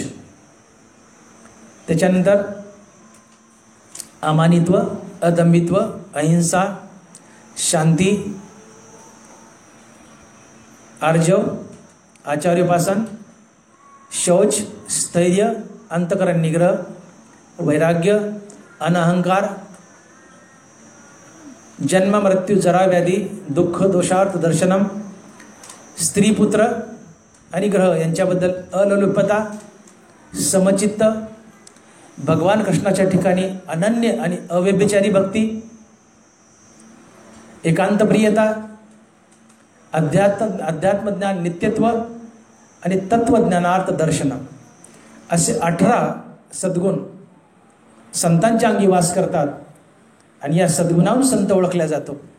आता एक एक सद्गुण सांगायला 10-10 मिनिट लागतील आणि आपल्याला या सद्गुणाला 3 तास लागतील. आपल्याला 3 मिनिटात ओळखायचं आहे, म्हणून हे सद्गुण तुमच्या कानावर टाकले आणि मी पुढे चालतो. तर या सद्गुणांचा अभ्यास, या सद्गुणाचा अभ्यास, या सद्गुणाचं वर्णन म्हणजे खरं संत चरित्र. संतांच्या जीवनात असलेल्या लीला, संतांचं जीवन वृत्तांत, संतांचं जीवन कार्य आणि संतांच्या अंगी असलेले सद्गुण या सर्वांचा इतंभूत आढावा म्हणजे संत चरित्र, भक्त चरित्र. आणि हे भक्त चरित्र तुम्ही ऐकावं ही भगवान श्रीकृष्णाची इच्छा आहे. का? भगवान श्रीकृष्ण म्हणतायत की संत अर्थात भक्त हे तर माझे मित्र असतातच, यात काय नवल आहे. संत अर्थात भक्त हे माझे मित्र असतातच, यात विशेष नाही. पण संतांचं अर्थात भक्ताचं चरित्र जे ऐकतात तेही माझे मित्र असतात आणि ते मला माझ्या प्राणापेक्षाही अधिक प्रिय असतात. आणि म्हणून संतांचं चरित्र सांगावं, ऐकावं, भगवंताला प्राणप्रिय व्हाल, भगवंताचे मित्र व्हाल. आणि मग ज्ञानोबा बोलतायत तेनेसी आमा मैत्र येत कायसे विचित्र, परी तयाचे चरित्र ऐकती जे तेही प्राणापुरवते, आवडती हे निरुते जे भक्त चरित्राते प्रशंसते. आपण जीवन जगत असताना मी फार मोठा आहे, फार श्रीमंत आहे, माझी जात मोठी आहे, माझं कुळ मोठं आहे, माझ्यापाशी सौंदर्य आहे, मला तारुण्य आहे. नरमरा बोलले रूप वैसेचे माझा अथिलेपणा का गाजा, एक भाव नाही माझा तरी ते बल्लाळ. अरे का माजला म्हणले, नरवाचा शब्द आहे. रूप वैसेचे माझा अतिलेपणा का गाजा. अरे श्रीमंतीने का मारला, रूपानं का मारला, सौंदर्यानं का मारला, तारुण्यानं का मारला, हे सगळे तुझ्यापाशी. धनदौलत, रूप, जात, कुळ, पण माझा भाव नसेल तर ते माती मोल्या म्हणले. माझी भक्तीविन जळवते जी आले, पण काय पृथ्वीवरी पाषाण नसती काय. सगळं आहे तुमच्यापाशी, सगळं आहे, पण भक्तीच नाही. तुमच्या जगण्याला आग लागू म्हणे. काय भक्तीवरी पाषाण नस, जमिनीवर काय दगडधोंड्या नाहीत का म्हणले, त्यांच्यात तुमच्यात काय फरक आहे. कणे विन सोपटे कनसे लागली बहुदाटे, काय करावे गोमटे ओसनगर. ज्वारी पेरली, लांब लांब कणीस आले, 2-2 फुटाचं कणीस आले. फुटाचं नाही, 2-2 फुटाचं कणीस आले, पण त्याला दानाच नाही भरला. दानाच नाही भरला. मोठं कणीस, दानाच नाही भरला. कणे विन सोपटे कनसे लागली बहुदाटे, काय करावे गोमटे ओसनगर. मोठे कणस आणले, पण दानाच नाही भरला. काय कामाचं आहे. खूप सुंदर शरीर आहे, खूप सुंदर गाव आहे, शहर आहे, पण तिथं माणसंच राहत नाही, ओस पडले. काय कामाचं. शरीर सावेव आहे, पण त्यात जीवच नाही आहे, त्यातला प्राण निघून गेलाय. काय कामाचं आहे. सगळं आहे, श्रीमंती आहे, पैसा आहे, वैभव आहे, तारुण्य आहे, रूप आहे, सगळं आहे, पैसा आहे, मोठी जात आहे, कुळ आहे, पण माझी भक्ती नाही आहे. आग लागू म्हणले, जळवतो. त्या कणसासारखं आहे म्हणले. कणे विन सोपटे कनसे लागली बहुदाटे, काय करावे गोमटे ओस नगर. जसे शरीर आहे सावेव, रूप वैसा माझा अतिलेपणा गाजा, याला काही किंमत नाही म्हणले. सगळं आहे, भक्ती आहे तर त्याला किंमत आहे. आणि म्हणून जर तुम्ही सुंदर स्वयंपाक केलाय आणि तो कळकटलेल्या खापरात जेवायला वाढला, एक शेवटचे 5 मिनिट वळवळ करू नका. तुम्ही सुंदर स्वयंपाक केलाय आणि तो खापरात जेवायला वाढलाय, घाणेरड्या कळकटलेल्या, कोणी खात नाही, त्याची किळस येते, तो फेकून द्यावा लागतो. ननवराय बोलतायत, षडरस खापरी वाढिले. ननवराय, षडरस म्हणजे सुंदर स्वयंपाक, षडरस खापरी वाढिले, वाढोनी रात्री ते चव्हाटा सांडिले, ते सुनियाची लागी झाले जियापरी, तैसे भक्तिहीनाचे जिने. ननवराय, सुंदर स्वयंपाक केलाय 5 पक्वान्नाचा, पण कळकटलेल्या खापरात वाढलाय, तो फेकून दिला जातो चव्हाट्यावर आणि तो कुत्र्याची धन होतो. तसं सुंदर नरदेह मिळालाय, पण भक्तीतच झिजवला नाही तर शेवटी हा देह कुत्र्याची किंवा मातीचीच धन होतो. या वरच्या उईकडे बोट करतात ज्ञानोबा. षडरस खापरी वाढिले, वाढोनी रात्री चव्हाटा सांडिले, ते सुनियाची लागी झाले जियापरी, तैसे वर बोट केले, तैसे भक्तिहीनाचे जिने. जो भक्तीपासून दूर आहे त्याचं जिनं कसं आहे म्हणले. सुंदर स्वयंपाक केलाय पण कळकटलेल्या खापरात वाढलाय, तो चव्हाट्यावर फेकून दिला जातो, कुत्र्याची धन होतो. तसं सुंदर जीवन आहे पण भक्तीत वापरलं नाही, ते जीवन आहे कुत्र्याची किंवा मातीची धन होतो. हे भक्तिहीनाचं जीन आहे. पण भक्तीत या. संत तर माझा मित्रच आहे, भक्तीत या. संतांचं वर्णन करताना शेवटच्या 2 मिनिटात सांगतो. नरवराय बोलले हो की कैवल्याचा अधिकारी मोक्षाची सोडी बांधी करी, की जळाची परी तळवटो घे. जो मोक्षाचं गाठोडं सोडतो आणि बांधतो, पुरुषार्थ सिद्धी 4थी घेऊन आपल्या हाती, रिगाला भक्तिपंथी जगा देतो. मोक्षाचं गाठोडं सोडावणे बांधव हे कुणाच्या हातात येतं. संताच्या. मोक्षाची आमाशी नाही अवघड, तो असे उघड गाठोडीस. असा संत महात्मा की जे मोक्षाचं गाठोडं घेऊन हिंडतो आणि कुणाला मोक्ष द्यावा न द्यावा हे ठरवतो, त्याला मला पाहावं वाटतं. पण मला डोळे नाहीत, त्याला मला माझ्या हाताने त्याची पूजा करावी वाटते, पण मला हात नाहीत. तो पहावा आहे मज डोहाळे, म्हणून अचक्षुषी माझे डोळे, हातीचे ने लीला कमळे पुजूता येते. त्या संताला, त्या महात्म्याला, त्या भक्ताला मला पाहावं वाटतं. मी डोळे धरून येतो. दोवरी दोन्ही भुजा आलो घेऊनी, अलिंगावाया लागानी तयाचे अंग, तया संगाचे नि सुरवाडे, मज विदेहा देह धरणे पडे, किंबहुना आवडे निरूपम. मी विदेह परमात्मा आहे, निर्गुण निराकारी, मला देह नाही, रंग नाही, रूप नाही, आकार नाही, मी विदेह आहे. पण त्या भक्ताला, त्या संताला मला भेटावं वाटतं म्हणून मी देह धरतो. मी भगवान श्रीकृष्ण बनतो आणि अर्जुनाला आलिंगन देतो. का? तो माझा भक्त आहे. तया संगाचे नि सुरवाडे, मज विदेहा देह धरणे पडे. मला देह नाही आहे, मी विधेय आहे. पण अर्जुनाला भेटा वाटलं, मी कृष्ण झालो. तुकोबाराला भेटा वाटलं, मी पांडुरंग झालो. मला देह नाही, पण माझ्या भक्ताला संताला भेटा वाटतं पण मी देह धरून येतो. मला डोळे नाहीत, मी डोळे धारण करून येतो आणि त्या डोळ्याने त्याला पाहतो. मला 2च हात आहेत पण 2 हात त्याला आलिंगन द्यायला कमी पडतात, पण मी 4 हात धरतो. दोवरी दोन्ही भुजा आलो घेऊनी अलिंगावाया लागून तयाचे अंग. 4 हातानं आलिंगन देतो. माझ्या हाताने त्याची पूजा करतो. हातीचे नेलीला कमळे पूजू तया ते. डोळ्याने डोळे भरून पाहतो, हाताने त्याची पूजा करतो, त्याला आलिंगन देतो. तो भेटला तरच मला गोड वाटतं, अन्यथा मला करमत नाही. असा महात्मा. आणि म्हणून ज्ञानोबा बोलले की म्हणून प्रेमळाची वार्ता अनुवादिती पंडुसुता ते मानू परमदेवता आम्ही आपुली. तेची तीर्थ तेची क्षेत्र जगी तेची पवित्र भक्ती कथेशी मैत्र जया प्राणिया. ज्ञानोबा काय बोलतात बघा. तेची तीर्थ तेची क्षेत्र जगी तेची पवित्र भक्ती कथेशी मैत्र जया पुरुषा. ज्याची भक्ती कथेशी मैत्री आहे, अर्थात जो भक्तांच्या कथा ऐकतो, प्रवचन ऐकतो, कीर्तन ऐकतो, भक्त कथा ऐकतो, रामायण ऐकतो, ज्ञानेश्वरी ऐकतो, जगात तोच एक पवित्र आहे, तो तीर्थ आहे, तो क्षेत्र आहे. आणि पुढे बोलतायत प्रेमळाची वार्ता अनुवादिती पंडुसुता ते मानू परमदेवता आपुली आम्ही. इथं कळस केलाय देवानं. प्रेमळाची वार्ता म्हणजे प्रेमळ भक्ताची वार्ता. भक्ताला समोर मेजवानी खाऊ घालतो भक्तचरित्राची. वक्ता बनलाय आज मी इथं वक्ता बनून बोलतोय संत चरित्र. प्रेमळाची वार्ता अनुवादिती पंडुसुता ते मानू परमदेवता आपुली आम्ही. मी आज इथं वक्ता म्हणून भक्तांचं चरित्र तुम्हाला सांगतोय, तर मला ज्ञानोबाने कुठं ठेवलंय? ते मानू परमदेवता आपुली आम्ही. भगवान कृष्ण बोलतायत की भक्ताचं चरित्र सांगणारा महाराज वक्ता हा माझा केवळ मित्रच नाही. 2 मिनिट थांबा, बोलू नका. भक्ताची कथा सांगणारा वक्ता हा केवळ माझा मित्रच नाहीये, तो माझा देव आहे. आज मी इथं बसून भक्ताची कथा सांगतोय, वामन भाऊची, भगवान बाबाची, तर मी भगवान कृष्णाचा देव आहे हे भगवान कृष्ण बोलतायत. ओवी ऐका. प्रेमळाची वार्ता अनुवादिती पंडुसुता ते मानू परमदेवता आपुली आम्ही. त्याला आम्ही आमचं परमदैवत मानू म्हणले. भगवान कृष्ण आमचा देव आहे, पण भगवान कृष्ण त्याला देव म्हणतात की जो व्यासपीठावर बसून भक्ताचं चरित्र श्रोत्याला ऐकवतो. आज भगवान कृष्णाचा मी देव आहे, मी देव आहे भगवान कृष्णाचा. मला काय पाहिजे अजून, काय हवंय?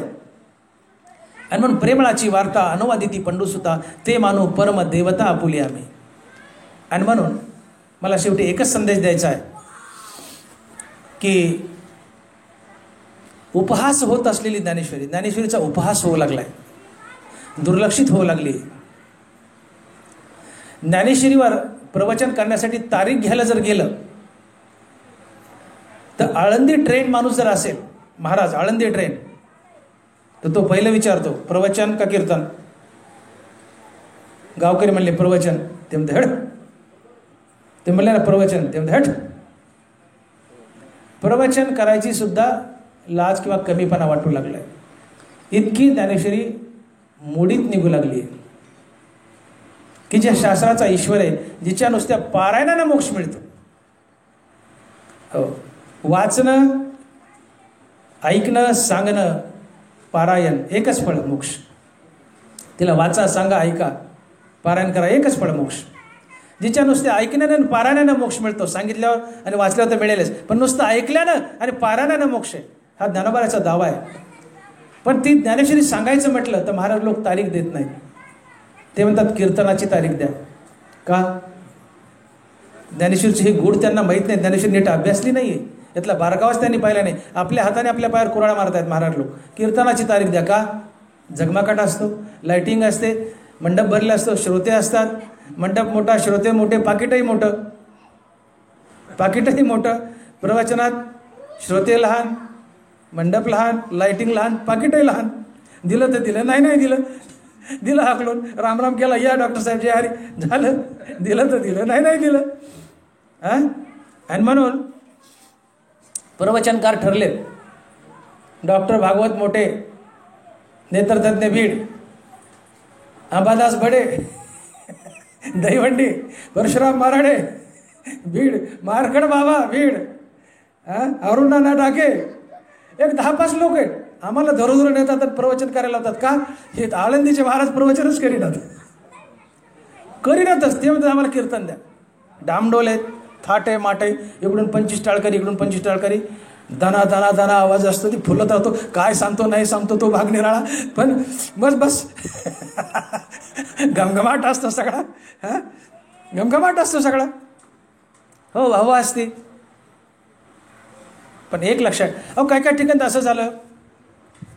हरिपाठ तुकाराम महाराजचा, ज्ञानेश्वर महाराजचा हरिपाठही घ्यायचा नाही. प्रवचन तुकाराम महाराजचा अभंग, ज्ञानेश्वर महाराजची ओवी घ्यायची नाही. कीर्तन तुकाराम महाराजचा अभंग, भजन तुकाराम महाराजचे अभंग. अरे जे तुकाराम महाराज म्हणतात पायीची वाहन पायीची बरी, जे तुकोबर आहेत ज्ञानोबारायाच्या पायातली वाहन समजतात स्वतःला. मी कोण आहे तुकोबर आहे? तर ज्ञानेश्वर महाराजच्या पायातली चप्पल म्हणतात मी. हे तुकोबर आहे बोलतायत. पायीची वाहन पायीची बरी असे म्हणाले तुकोबर आहे, आणि तुम्ही ज्ञानोबाराला बहिष्कृत करता सगळं. हो ना, मज पामरा काय थोरपणा, पायीची वाहन पायीची बरी. जे तुकोबर आहे स्वतःला पामर म्हणतात, ज्ञानोबाराचे दास चाकर समजतात, पायातली वाहन म्हणतात, त्या ज्ञानोबाराला सप्ताहातून बहिष्कृत करतात. पॉम्पलेटमध्ये त्यांचा फोटो येऊ नये. एकटे तुकोबर आहेत झळकावे. ज्ञानोबाराचा फोटो आला तरी कुठेही कांडावर एवढसा यावा, आणि स्वतःचा किलोभर असा 10 हाताचा फोटो टाकावा. ज्ञानेश्वरीकडे अशी वक्री दृष्टी करू नका. जगामध्ये तारणारी जर कोण असेल तर ती ज्ञानेश्वरीचे. आणि म्हणून गीता भागवत करीती श्रवण, अखंड चिंतन विठोबाचे. ज्ञानेश्वरी ऐका, भागवत ऐका, आणि त्याच्या जोडीला अखंड विठोबाचं श्रवण करा. का? तर परीस लोखंडाचं सोनं करतो. म्हणजे लोखंडाचा गंज घालवतो आणि त्याला पुन्हा गंज लागू देत नाही. ही दुहेरी क्रिया आहे. तसं हरिनाम पाप आणि पाप वासना दोन्ही घालवतं. आणि पाप वासना गेली की कुणाची निंदा करण्याची वासना शिल्लक राहत नाही.